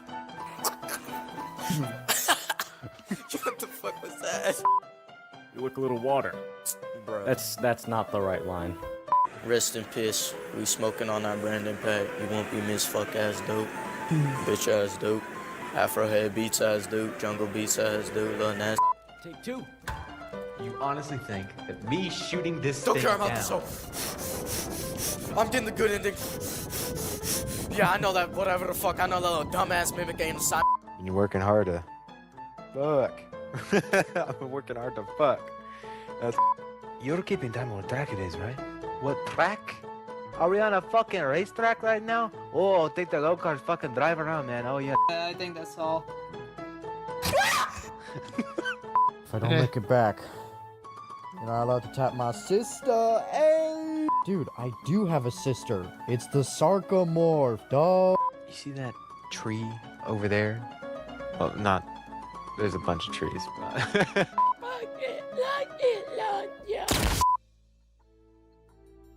Turbo Bandit. Okay, so Sarcomorphosis. That was actually really, really good. I'm gonna guess the audio was from the voices was intentional.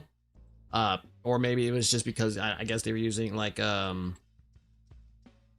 what is it called? Maybe like an actual headset. I don't know, but oddly enough, it did work. I actually didn't mind it all that the more we got into it. It did feel at times there was a little bit too many characters, but honestly, they seemed a lot more likable too. It was kind of hard to kind of remember everybody's name. I think probably the only thing maybe they should have maybe not have had both two guys with the same with the same letter in their name. I like Brian, Brandon. That kind of little confusing at times, but all in all, it wasn't too bad again. The death with Cole, I feel like maybe a bit more impactful if we actually got a lot more time between him and Brandon. That even if it's just a little bit more, he seemed obviously we heard it, like that he'd been to the cabin with Brian and everything. It didn't really that the whole thing with the necklace felt a little rushed. I felt maybe if they had talked about that earlier on, it probably had a bigger impact, but it worked. As well as that little monologue with his sister that he's like, getting really pissy. Maybe if he had done that right after Cole had died, it would have made a lot more. It would have, again, been a lot more. It would have worked a lot more. Especially just kind of sitting there and not going straight up to the goddamn, up into the attic to kill the thing. But I'm guessing they wanted to pad it out a little bit. But overall, it's, and Nick kind of, I guess, being the sort of the exposition. I'm guessing he's the smart one, but again, but these are small critiques, especially for a 45-minute movie that was done in dreams and whatnot. So I can't really harp too badly on that. Like I said, if I get a rating, I think I probably would give it. It's a very high 4. Like I said, some of those things in terms of the story were a little kind of, not horrendous, but they were noticeable at times. But I did really like this movie. So yes, thank you again, Cap, for recommending this. I think this is probably where we're going to stop. I don't think any other video is going to top that that I have on here. So I think that's a good place to call it a night. But as always, Cap, thank you for the recommendation and for hanging out. I do appreciate it. At the very least, I will be back on Friday. Not Friday, on Saturday. We'll see what if maybe it's I don't know. I'll do a gorilla stream if I get a chance. It's probably not even gonna play a horror game. Maybe I'll just play like something.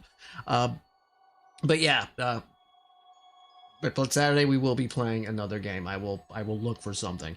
But anyway, as I think anybody else who may have stopped by, but I as always say, I've been Joe, and I will see you all next time. Have a very good night.